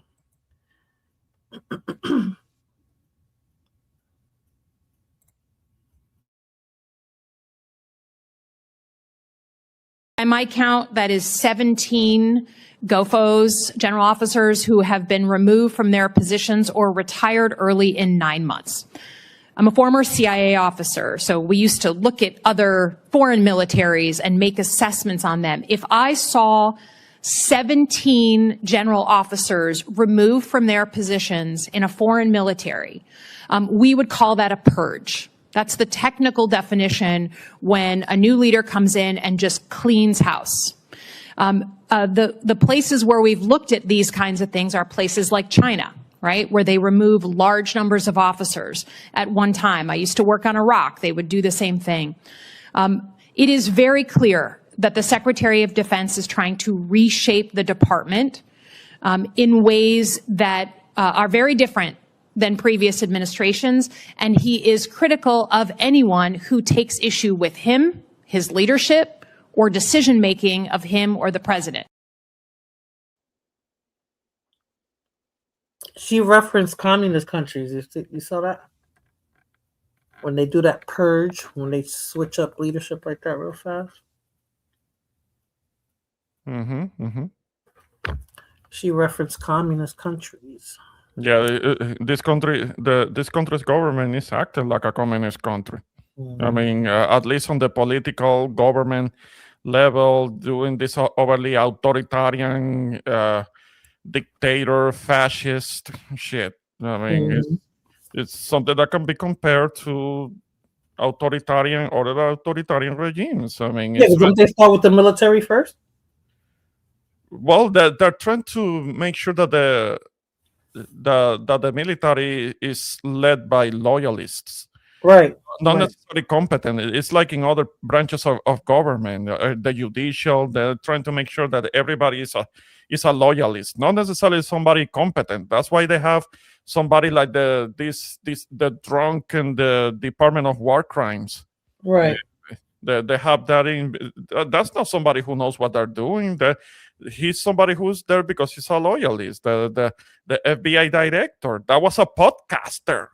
What the hell does he know about directly a government agency? I said it was a joke. Didn't I say the administration is a joke? Yeah, that Kash Patel guy was a right-wing podcaster. He's the one who has the crazy look on his eyes all the time. Yeah, Puerto Rico. And that's the guy for the FBI. That's somebody who doesn't know what he's doing. He's there because he's a loyalist, or like the ousted KKK Christie Noem Poppy Killer. That's somebody who didn't have a law enforcement background. He was there because of loyalist. Bondi, loyalist. Yeah. Those two women are already on their way out, and this House Speaker too. When I look at her, I'm like, oh my god. And you know what? Was it Bondi? No, Bondi went to college. She is an attorney though. But the other one, they were both models on Trump's. They were in Trump's modeling agency. Bondi, Erica Kirk. Yeah. There is a pipeline. Other than the House Speaker, they're all connected. Yeah, it's kind of like a pipeline, like the beauty queen to right-wing shield maiden pipeline. They start out like as beauty queens, and they're like prim and proper and pretty and good looking, but they are like the biggest racist and white supremacist shield maidens that there is. They all have a look. Yeah, they all have a certain look. Like they used to be beauty queens, but they are mentally they're being brought up to be to write hard for this right-wing racist white supremacist shit. Yeah.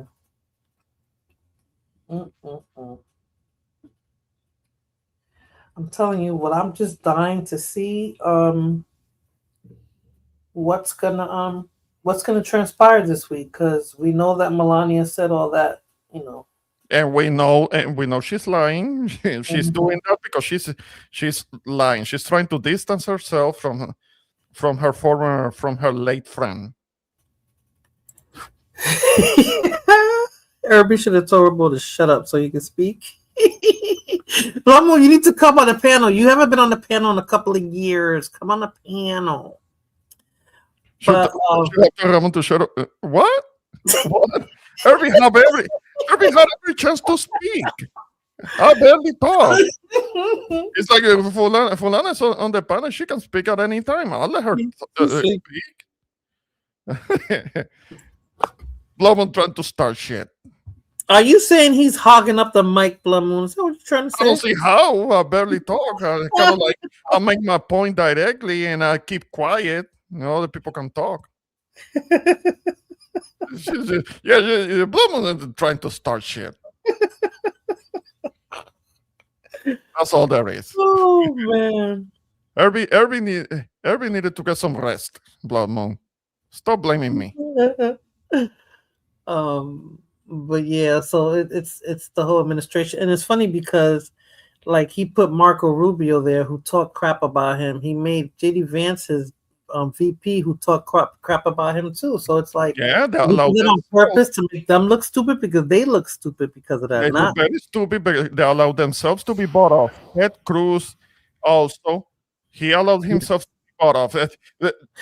You know, he insinuated that he's the one that started the war, or put the bug in his ear about the war. Ted Cruz, did you hear him say that? No. Yeah, it wasn't him. The whole war that has to do with the demon of Canaan. Oh yeah. He's been wanting to start shit with Iran for a long time. So why didn't he do it by himself? Because he wants to sacrifice soldiers from over here to fight his wars. They don't want to. He doesn't want to sacrifice his people, Israelis. No, he wants to sacrifice us, people that are over here, to fight his fucking wars. Fuck him. He's been trying to get other presidents to do that for him, and previous presidents wouldn't do it. But he got this guy that he can control, and that's why all of these bombings have started. And now, ¿cómo se llama esta mujer? What's her name? Who? Kamala says she's gonna run, and she's thinking very strongly about running again. Nah, I don't think it should be her. No. I think Solana was right a long time ago. That's where the two evils would have been Kamala. No. And I voted for her. I voted for her because I know what I was voting against. So yeah, I did vote for her, but I don't think it should be her to run.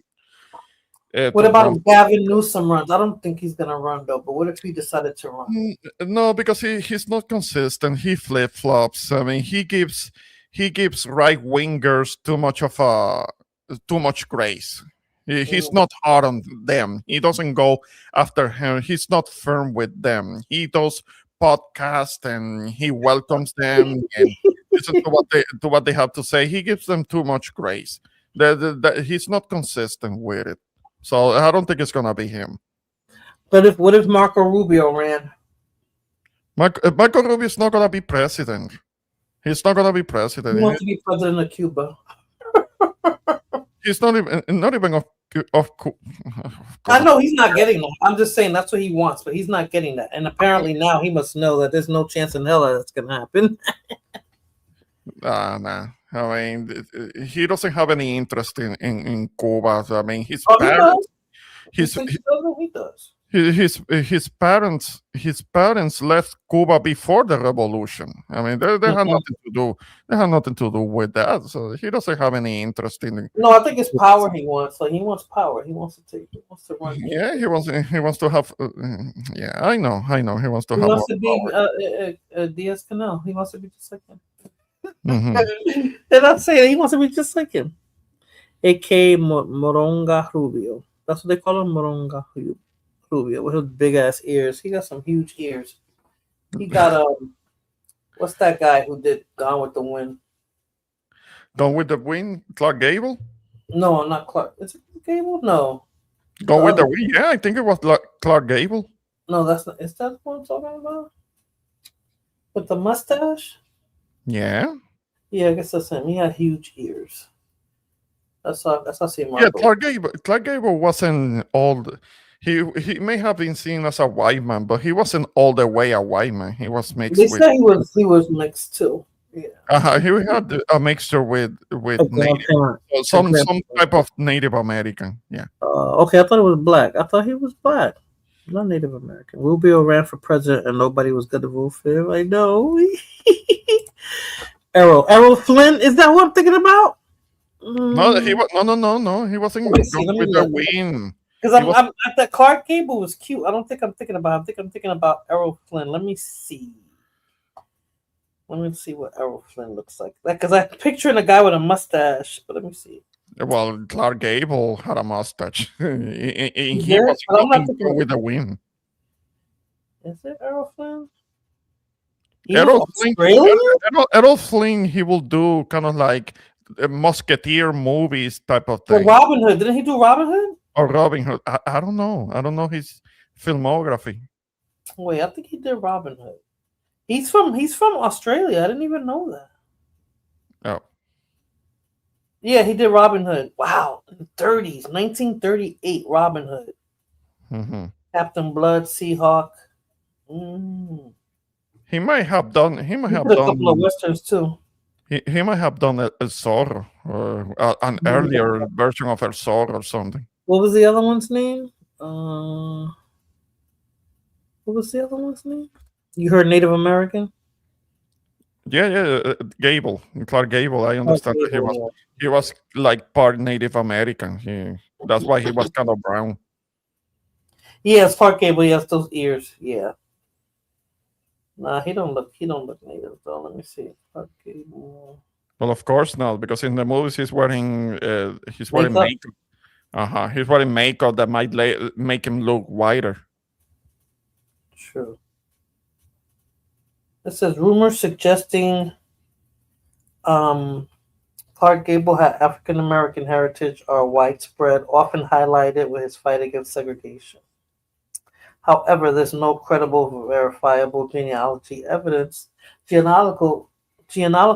evidence to support this claim. His ancestry is documented as primarily German, Irish, and English. This is the claim. Persistent rumors suggest that Gable had mixed race, specifically Black and Native American ancestry. Genealogists and historians have generally found no documentation to confirm this, making it a persistent myth. Some sources point to his Pennsylvania Dutch, German, and Irish roots rather than African descent. So no, not even Native American. No, but people want to say no. There's no credible evidence. They're saying no, but even if they were, they wouldn't do it because even what's his name? Who was the FBI guy or CIA? They said he was biracial and mixed race. Who? The COINTELPRO dude. ¿Cómo se llama ese hombre? He was head of the CIA or the FBI. Which one was it?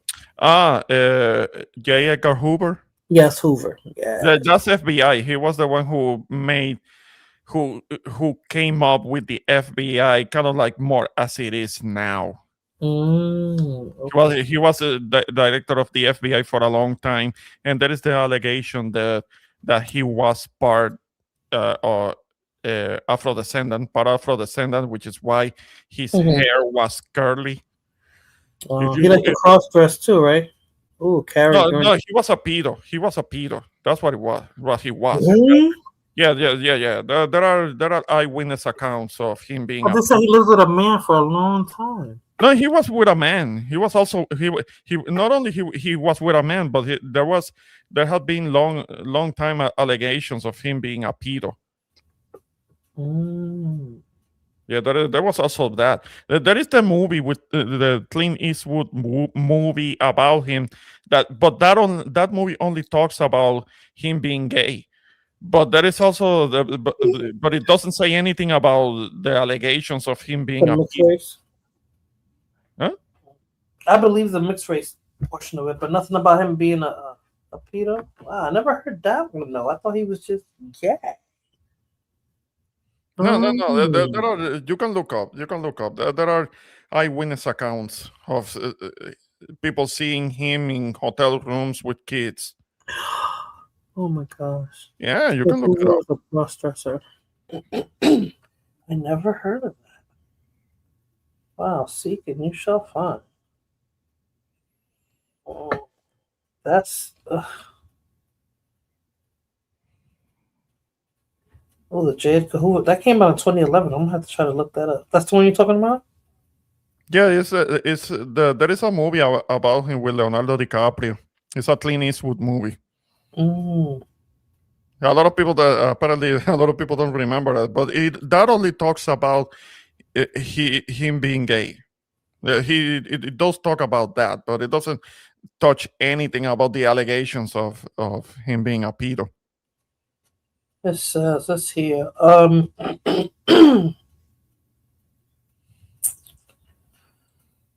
Lord, I hate these. Okay, I don't want to read that one. That's taking me out.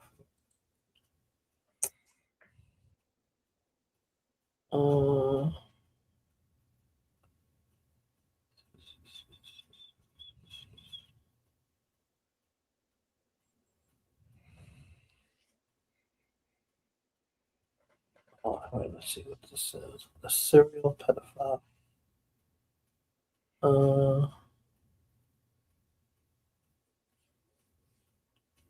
Dang, I can't see nothing. There's not really much on here. Where did you? I'm sure they're scrubbing that off the internet, but you can look up kind of like pedophilia allegations about him. And something should pop up because I've been hearing that. They said that Israel. This headline said that Israel controlled J. Edgar Hoover with pedophilia. Well, there is what I have heard is that it was the mob that had some control over him. That's why he didn't really go after the mob, because they knew about the whole pedophilia shit and him being gay. They have proof on him, and that's why for a long time, J. Edgar Hoover denied the existence of the mob. Said that the Israelis hold Hoover's leash. The answer may lie with Hoover's involvement with Roy Cohn, Meyer Lansky, and a homosexual blackmail operation. You see, Meyer Lansky, that was one of the original commission mobsters. Yep. He's Jewish. Yeah. Yeah, he was Jewish. Utilizing underage boys. Oh wow. Of the 5 families of New York, Lucky Luciano was the one we now call the Genovese crime family. Blah blah blah. Oh God, how did it go to the mall? Luciano had long experience in running brothels, bars, prostitution rings, and even drug smuggling. Investing in fairy places or fag bars was part of the diverse portfolio of organized crime. They used to call it that, fact. Yep. Fag bars. Fag bars. Golly. I didn't know they called it. Yeah. No, you can't. That's the thing. You can't say that now. You can't use that term now. Yeah, that's like using the N-word. Yeah. It doesn't sound. It's very little. This was just like a sentence with him on there, but it doesn't say.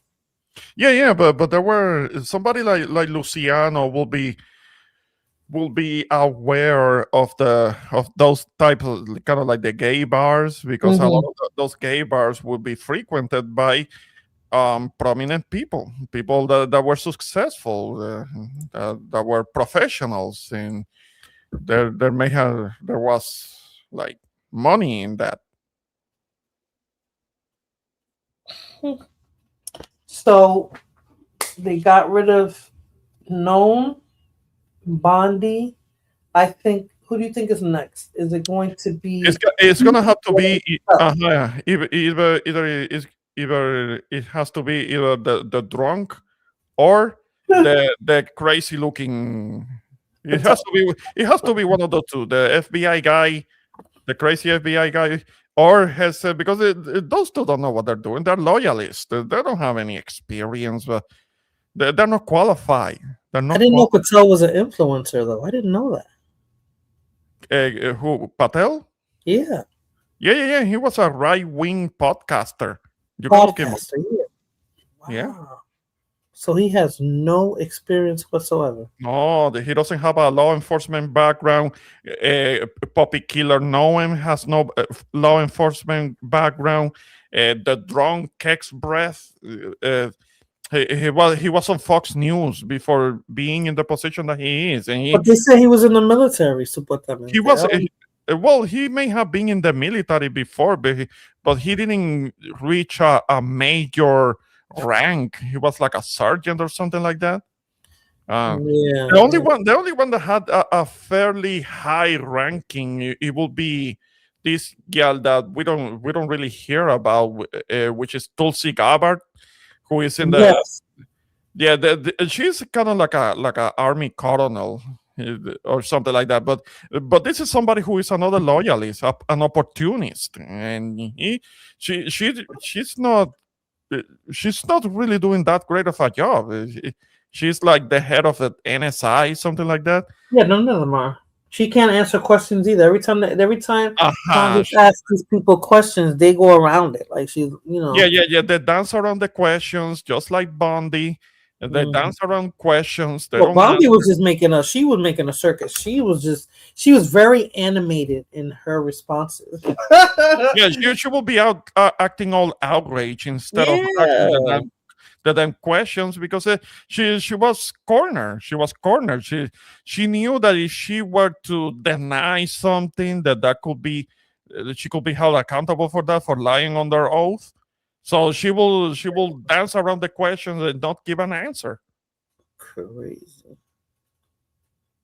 I don't know.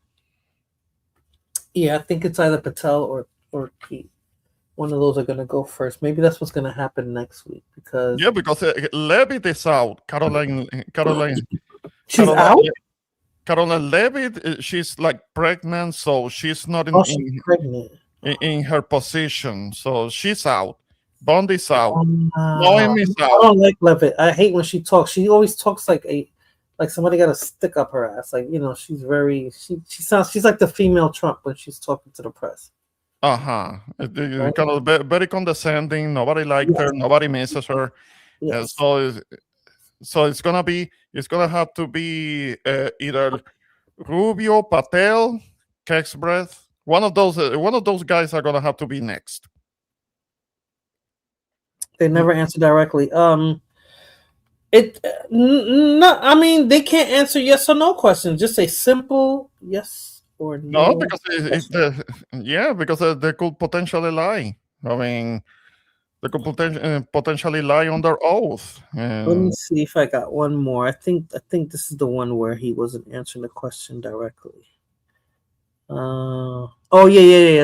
This is the guy who took over Bondi's position. Let me play his video. This is my last video. I don't have any more after this.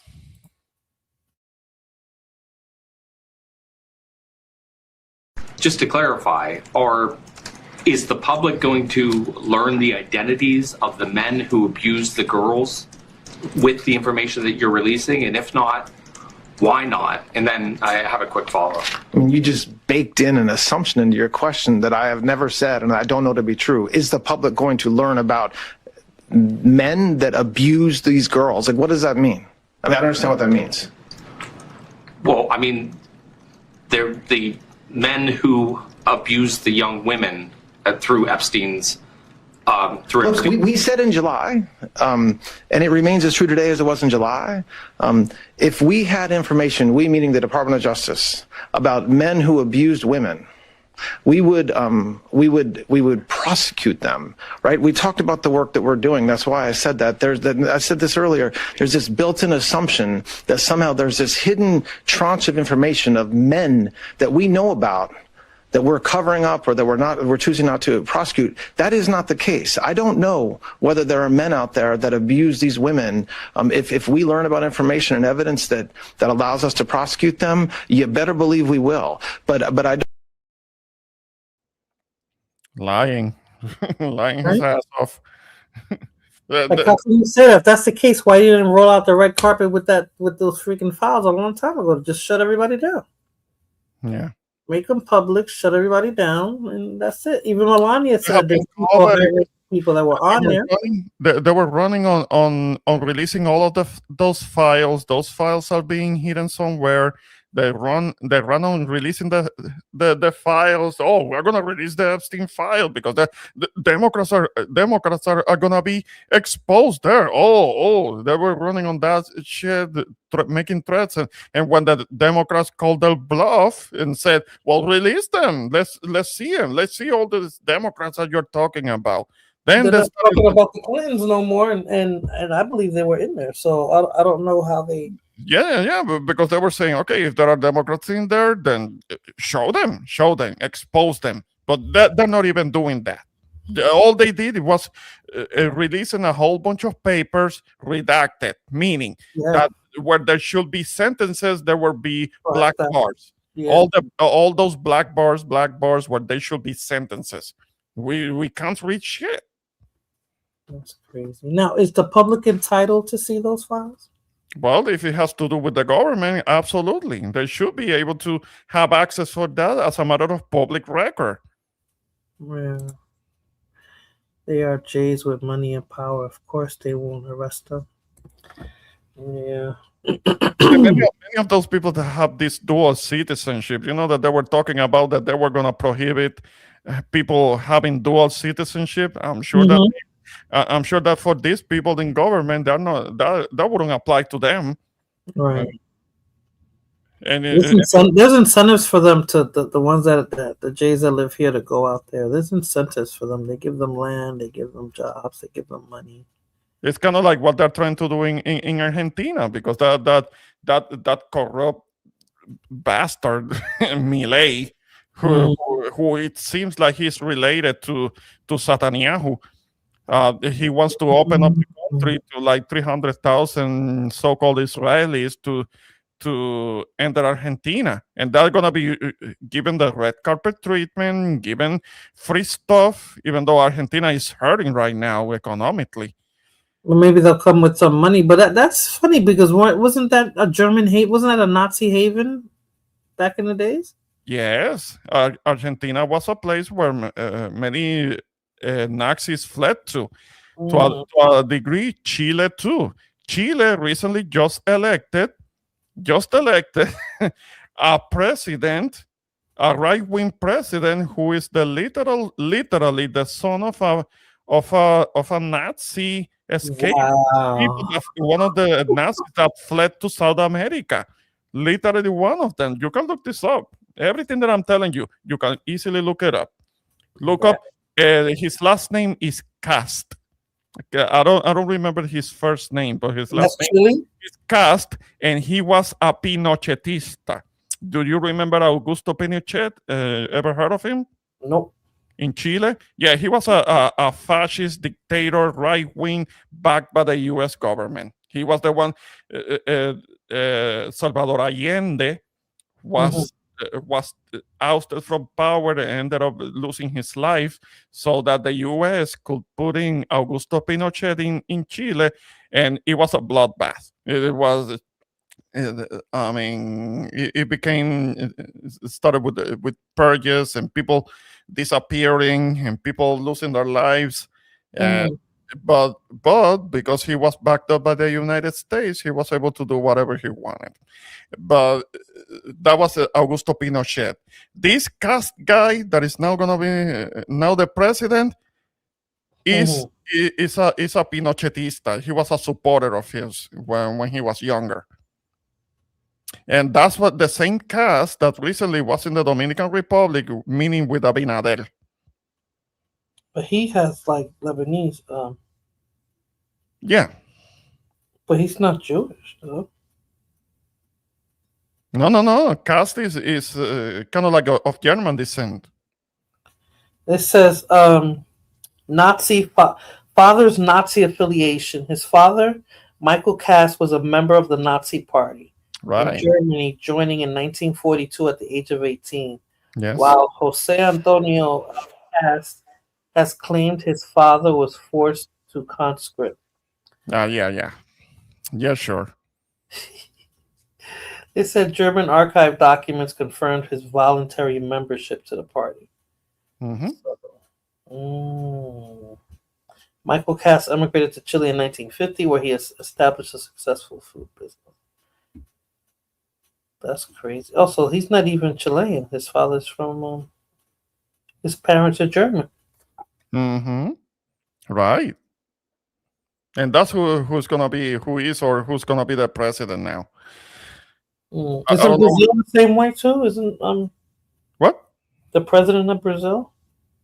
That's Lula da Silva. That's left wing, and I understand that he's doing some good things for Brazil. Of course, there is opposition to him because there is a right wing in Brazil, but I understand that he's doing okay.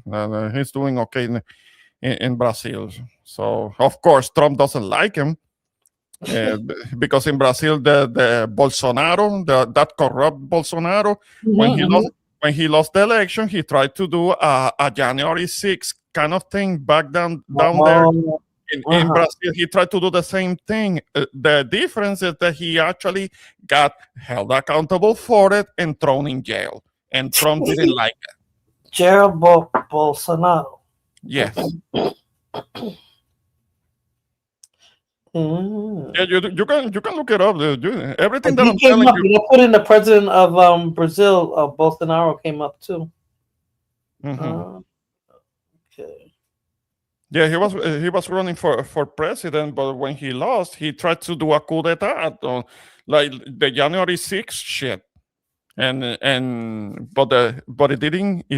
He failed at it, and he got held accountable as he should have. And he was thrown in jail, and Trump didn't like it.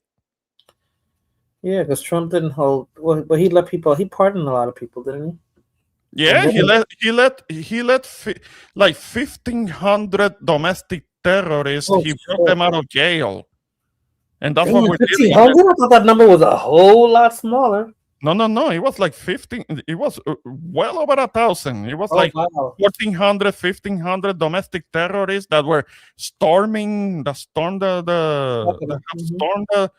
the Capitol building. He broke them out of jail, all of them. Wow. Many of them have gone on to commit crimes again. There was one of them that ended up getting shot by the police. And there was another. There have been others that have gotten arrested again and put in jail for other crimes because they were criminal already. That's crazy. That's crazy. That's crazy. Wow. Wow. I never paid so much attention to politics, Ramon, until. I didn't even on Trump's first term. I did a little bit, but I wasn't too concerned the first time when he won. I thought he was being a goofball. I never. Of course, I didn't vote for him. I thought he was being a goofball. He wasn't serious about it, and I remember he wasn't really serious. He ran for whatever. And then for his ego. That was an ego booster. Notoriety. I don't even know how to say that word. Just to say, I became president. Yeah. That was kind of like an ego trip. Him running the first time, and he wins. I wasn't paying too much attention to him because he wasn't really affecting my life like that.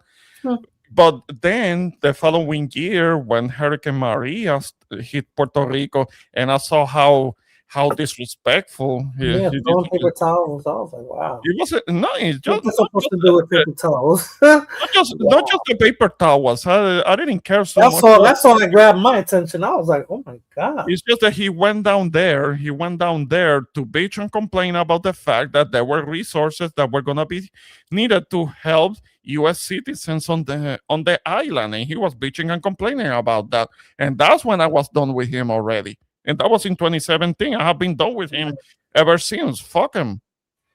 Wow. He disrespected my people. I mean, he held back aid from FEMA. He wouldn't let other countries help my people on the island. It was because the diaspora started sounding the alarm and started making noise, and that's when eventually FEMA got off their ass and started doing their job. You can look up the press conference in New York. That Cuomo was the governor at the time, and he was talking about that they were going to be working to send aid to Puerto Rico, and Jennifer Lopez was standing right next to him. So, Ramon, how much is gas by you? Gas over here is $3.79 a gallon. It's about the same. I'm like, it jumped like $1.50 because it wasn't that. It was yes. like, before all this, it was that is how it's affecting. To answer Blood Moon's question, that's like how it is affecting my life, because it's not just the gas going up. When gas goes up, everything else goes up. You don't notice your orders, Blood Moon? Like when you deliver stuff now, they overcharging you for they're charging for delivery. They're raising the price now. Like sometimes you order stuff and they say if you spend $50, you get free delivery or something like that. Or you can pick it at the store. You don't even have those options anymore. They're forcing you to pay delivery fees. Like the only ones that doesn't charge you is Amazon Prime now, but even some things there that they get some things directly from China that they're starting to charge delivery fees now. Everything's been high since Biden. No, it went back down. Blood Moon, everything went back down, and now it's jumping. Everything's skyrocketing back up again. I know Blood Moon. Okay, Blood Moon is blaming Biden for everything, but I have been observing. She's shocked because I'd never heard a presidency blame the former president for so much crap. Every chance they get, they say the Biden administration, Biden. I was like, wow. When Biden was president, I didn't hear him say anything about Obama. When Obama was president, I didn't hear him say anything about Bush. That's why I was like, I never really heard them blame the last president. You know, it's the election. I mean, we are affected by this fucking retard in the White House, but everything is Biden's fault. Pobrecito, he was senile. He didn't know what the fuck was. Yeah, he was having problems. Yes, he was. Yes, he was. Yes, he was. But I don't pin everything on him.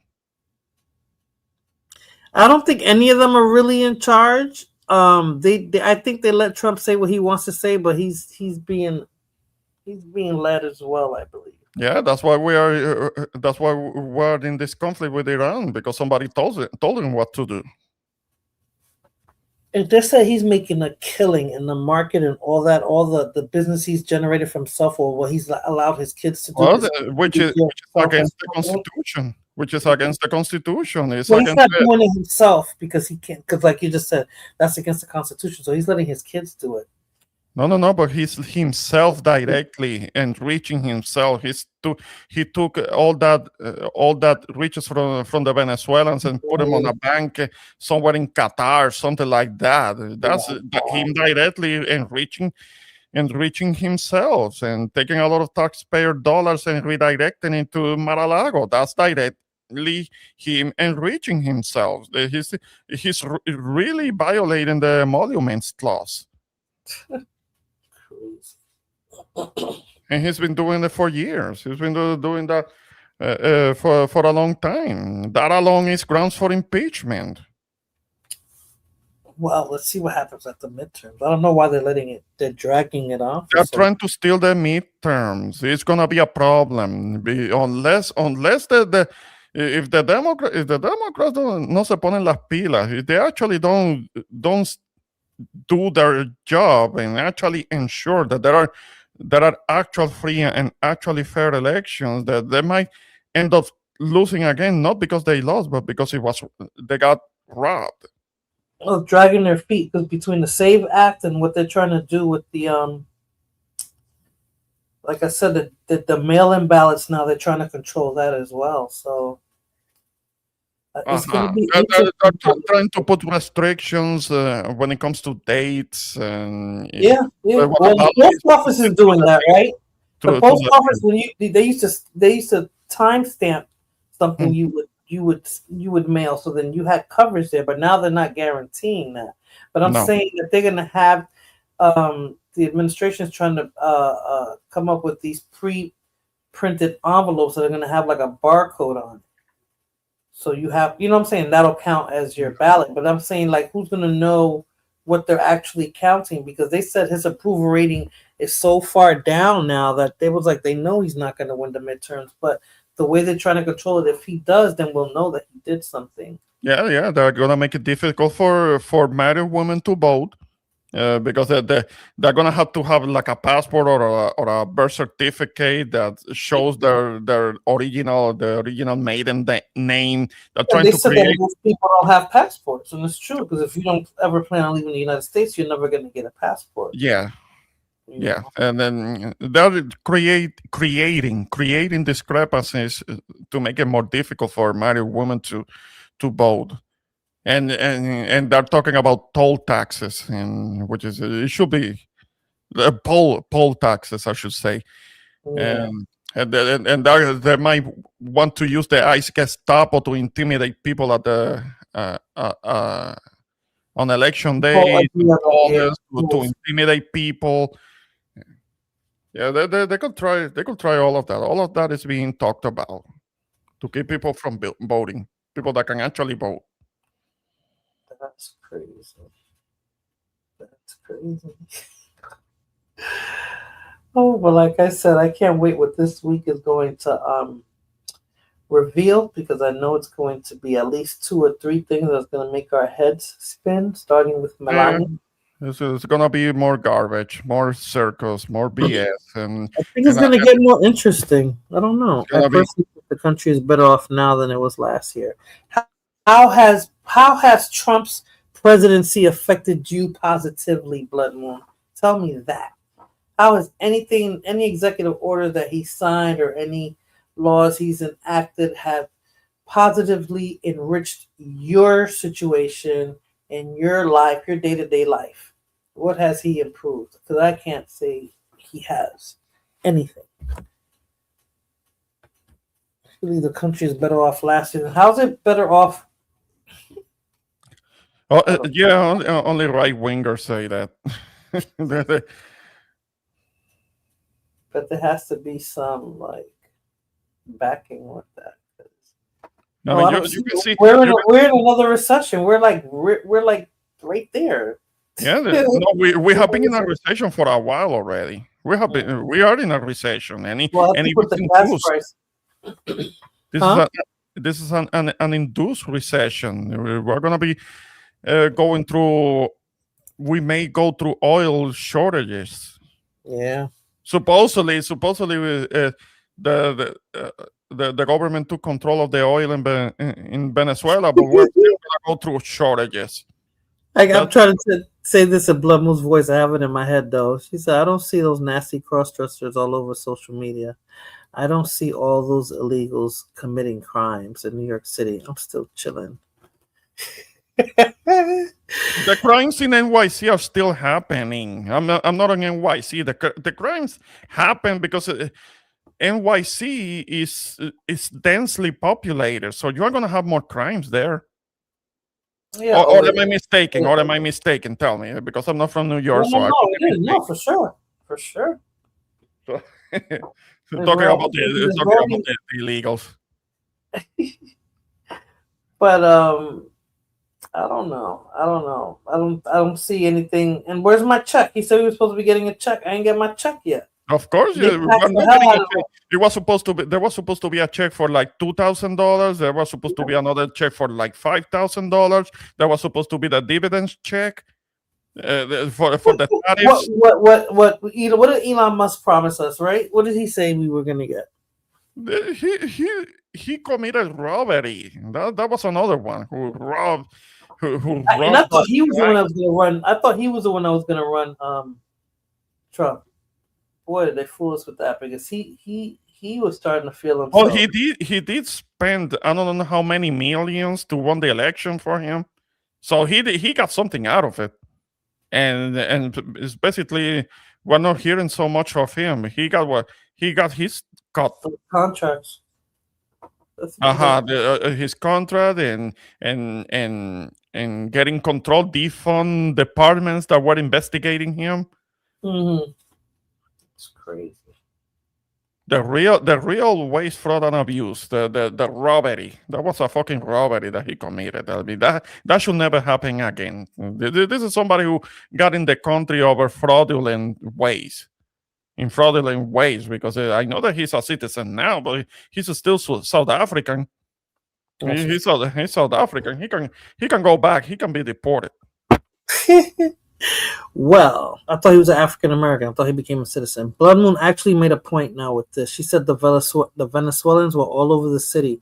I'm not referring to normal New York City crimes. Nothing different with that.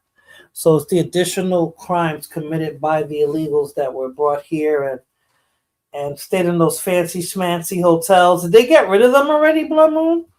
Or are they still, because they must not be getting any checks or anything like that. I'm sure Trump cut that short. So I know they're not getting anything with that. Ooh, I'm starting to get sleepy. Time is it? Oh yes, 2:30. Ya estamos listo para cerrar esto. And those fulanas on her third or fourth dream. Wealthy wife never get reported. Yeah, she's been quiet for a long time. At least she put herself on mute so we don't have to hear her snoring. Of course they'll never get, because we're not hearing nothing about the Ukrainians or anybody, because they're not even the Asians we're not hearing about. I put up a video before that they said the Asians have businesses to send people over here to have kids. That they're the ones that benefit a lot from the birthright citizenship, and that's not talked about. So that's crazy. They kicked them out, but some may be hiding. Oh, okay. What did they do? Did they send them back because they put them on the plane back to Venezuela? Was they part of that population that was being sent back? And Trump is talking to the Salvadorian. Is it the president, the one that was taking in all those criminals? Coming to the El Salvador president. Nayib Bukele. I mean, there were some of them that were sent. There were some Venezuelans that were sent to El Salvador, but I haven't heard any more of that. Okay. And then, there are some of them I think that are there that they might have passed on. But there wasn't no real due process when doing that, deporting it to other countries.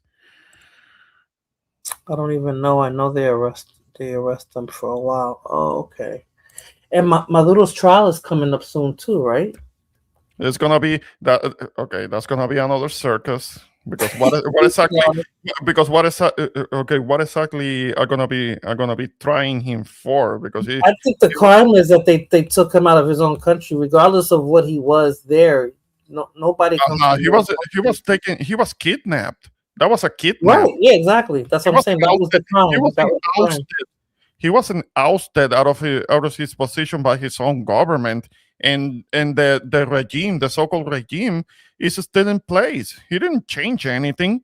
That's what I'm like. Why didn't they do that to Cuba though? Why didn't they just go in there and snatch? Okay, what's the difference between Venezuela and Cuba? That's what I'm saying. Well, so why and Cuba's oil? Didn't they do oil. That is the oil. But why were there even talks about that if he wasn't going to do nothing? Like, why did he even mention distraction? Like a lot of other things that they talk about in this government. This is all a bunch of distraction to throw people off. And the Miami Cubans were very excited, but nothing is happening because the regime is there. Who's the president now? It's not Raúl. It's Diaz-Canel, his nephew, Diaz-Canel, Miguel Diaz-Canel. That's the president. He's still the president, and I don't see him stepping down. I did hear that part where somebody was it a journalist that went to Cuba and asked Canel. Yeah, I want to play that video again. I want to play it again so you can see it. Cuba can be a tourist major to go. That's what it was before, so I guess so. Let me play her one more time. But I thought that was a joke. And then I'm gonna make this the last video when I'm fighting to keep my eyes open. Let me see, where is this? Here it is. Would you be willing to step down if it meant saving Cuba? You are a very important and If the United recognized States asked- journalist. If the Have you United ever States asked that question to any other president in the world? Because it's one of the conditions the United States is asking for. Would you ever consider that? Let me explain. Have you asked that question to any other president I in the asked world? very Have you tough asked that question questions to to any our other own president in the president, world? yes. Could you ask I that question to asked very Trump? hard questions of President Trump. Eso muestra, ¿es una pregunta tuya o es una pregunta del departamento? Is that a question from you, or is that coming from the State Department of the U.S. My government? question is, because it's one of the things that we've heard the U.S. government talk about, that they want political change here in Cuba. So my question for you, if they asked you, if they said this is one condition, would you step down? Because of your honesty, I'm going to assume that you're asking that question because of those reasons. En Cuba, las personas que están In Cuba, the people who are in leadership position is not elected by the U.S. government, and they don't have a mandate from the U.S. government. I also pressed President Diaz-Canel on the changes the United States says are necessary in order to normalize relations with Cuba, including releasing political prisoners, holding multi-party elections, and creating a free press. He was not willing to commit to any of those demands. Would you be? Okay, what did I tell? What did I tell you last week? What did I tell you? The what was called the mainstream media, NBC, CBS, ABC, they're Fox News Light, and they're doing the bidding of the government. That's what I was trying to tell Fulana, because I'm like, that's why I see like it's a joke to me. I said, why is a journalist over there asking him those questions? That's not the job of a journalist to push the whatever it is that America's agenda. Yeah, to force on another country. That's not what a journalist is supposed to be doing. I mean, I could understand if a government official went to Cuba and asked that of Canel, but a journalist that wouldn't make sense. Yeah, because I'm like, why? That's why he said, "Would you ask Trump that? Why would you? Why are you asking those questions?" Like, yeah,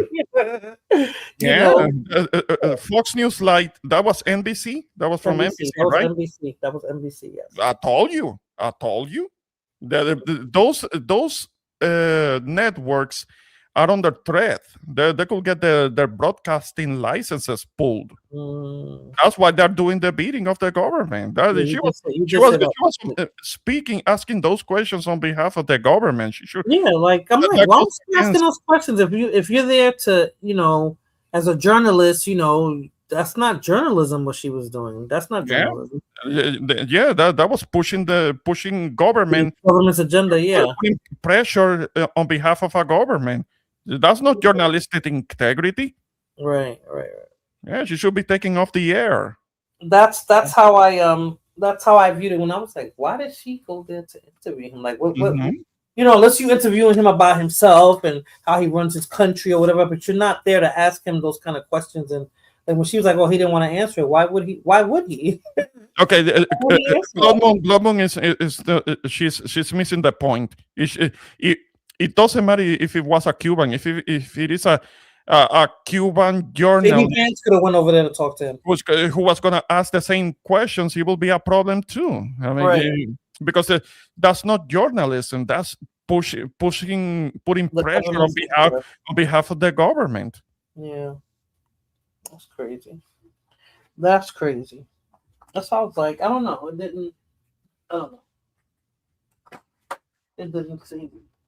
didn't make sense to me.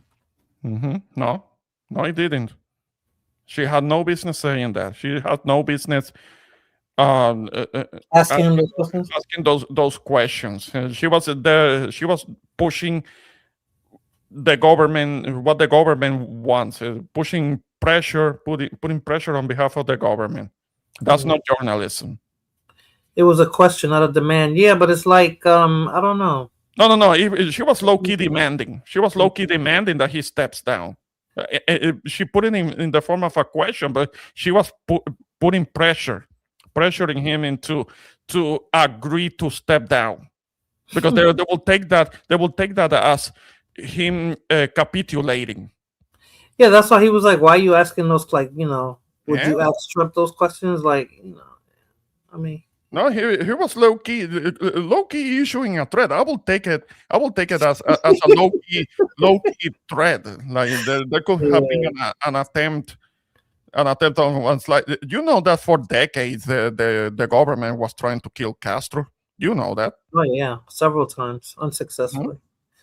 Yeah. So yeah, and then they still have Russia and China backing them, so they're not too worried. That's why I was telling Fulana that what they're putting out there, I feel that they're only putting what they want us to see. Like, you know, yeah, I think Cuba's the way it's always been. I don't think it's any worse by this supposed embargo. You know, that they're just putting that out there for us to see, and then the way there were issues. There was having some issues, but cut off the oil, and it only makes things worse. And right, but I don't think it's that bad. And then the fact that the Cubans in Florida were okay with that, like, yeah, we just want the regime to go, but at what cost? You want it? What cost do you want the regime to collapse? You want to see thousands of people die because you want the regime to collapse? Like, you know, you still got to be a human at the end of the day. Like, it doesn't. What's going on is not going to really affect the government. It's going to affect the people. The government's always going to be fine. It's going to affect the people, absolutely. But unfortunately, They're not care. They don't care about the overthrow the government at all costs. We don't care about the little people there. We don't care if people die in the hospital. It's sad because it's sad because these are Cuban Americans talking like this, but they don't give a crap about what happens to the people on the island, because they may not have a real connection with anybody down there, and they don't give. Those are people. The people that and me and Blood Moon talked about this. The people that are here now that left, the majority, not all of them, the majority. Those were the ones that were given citizenship from Spain to come to Cuba. So that's why many of them say, yeah, my grandparents are from Spain. Like, you understand what I'm saying? So they're not Cuban, you know? So, and they were the ones that lost a lot when Castro took over. They were in a position of privilege, and they were the ones that later went to Miami, and they're the ones that have been screaming about wanting to take down Castro because of what they lost. Right. So now they're the grandkids talking now, and they want the government to be overthrown because they want to go back there and reclaim what they lost. Now you're going to try to reclaim stuff from people that have been there over 60 years now. So yes, it was wrong what happened, but what are you reclaiming? Even if you have a piece of paper that says "Esta tierra es mía," you can't push the person that's already been on there. You understand what I'm saying? That's how I see it. Nobody's talking about that, but that's exactly how I see it. And they don't want to say that. Yeah. The people that lost something that want to reclaim what they. It makes sense. It makes sense. Who cares about their government feelings and how they feel threatened? Yeah. So, and that's how I see it. You know, there's people who live there that, I'm sure they'll be happy if they can, you know, have a better life and a better chance and access to resources and money and stuff like that. But so the people that are already here are going to come back there that haven't been there and say, okay, this is ours. This is what we're going to do. Because, you know, Trump wants them to invest over there, like put their money to the country, you know? So, what are they putting it towards? What's there for them to if anything, they're going to be trying to do what they're doing to Puerto Rico. I mean, they're trying to make it Disneyland in the Caribbean or something, where people are still going to be getting gentrified. They're going to be displaced in their own land. So, you know, that's how I see it. So it's not that I want people to suffer and I wouldn't be living under communism, you know. I don't want that. I want them to have a better, you know, to make it kind of a capitalist country like it is here, that you have an opportunity to live a decent life. You know, if you put the work in, you'll see the fruits of your labor, whatever. I want that for them there, but you know, at what cost? Like, how is that going to work out? How's that going to happen? Because these people, they don't care about that. They wanted to go back to the way it was. That's why they talk about Batista and all that. Like, oh yeah, when he was there, it wasn't that bad. No, it wasn't bad for you. You know what I'm saying? You and yours, it wasn't bad. You know, most of the under Batista, most of the country was illiterate. Mm-hmm. I mean, it was only a few people that were the elites. They had it all. They had it good for them, but for most of the people in Cuba, they were dirt poor. A lot of them didn't have shoes, and they were illiterate. And so that's what I'm saying. So when they talk about it, it's like, wow, you know, you're not talking about those people, and you don't care. You don't care about those people. So no, a lot of people living in bohíos. Still, yeah. So to me, they're being opportunists. They're being opportunists. Century. PR is getting gentrified with wealthy people, wealthy white people. DR is getting gentrified with poor. Okay, with poor Africans, we're talking about Haitians. Claro. Oh man. Okay, Ramon, I'm gonna wrap this up. This was great. Right. I want to do this again next week. Yeah, because I'm feeling so sleepy right now. I'm right next to my bed too, Ramon, and all I want to do is jump in the bed.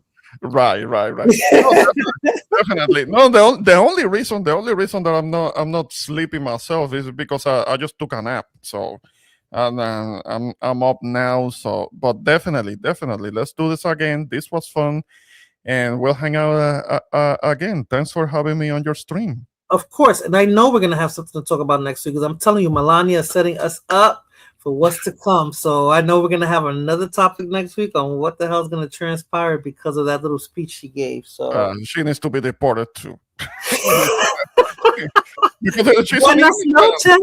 Buenas noches. We'll talk again soon, and yeah, let's do this again. Thanks for having me. Thank you for stopping by and giving us your opinions. And this was a good conversation. I definitely appreciate it. Definitely. Have a good one, chica. You too. Yeah, thanks. Alrighty. And I'm gonna kick out Fulana because I'm sure she's sleeping. So everyone, thank you so much for stopping by. I appreciate you all. You should. Okay, no, yeah, I'm gonna kick her out. Okay. I just wanted to make sure I didn't ban her. I just wanted to kick her out. So, yeah, thank you everybody for stopping by, giving me your opinions. Blood Moon, thank you so much for stopping by. Ramon, Jose, Irby, Cuban Crisis, Nicole, Cynical One, Delta One. What am I leaving out? O-Head. I feel like I'm forgetting somebody, and I don't want to forget nobody. I mentioned Jose too. I think I mentioned everybody that was here. That was about 7 people, right? Yeah. Thank you guys for stopping by. I'm going to shut it down. I'm going to play one more video to close out, but that's just my Cuban video. And I'll see you guys hopefully next week, but I definitely got to get some sleep. So good night, everyone. Que tú me despidas y cuando me miras sé que se me sube.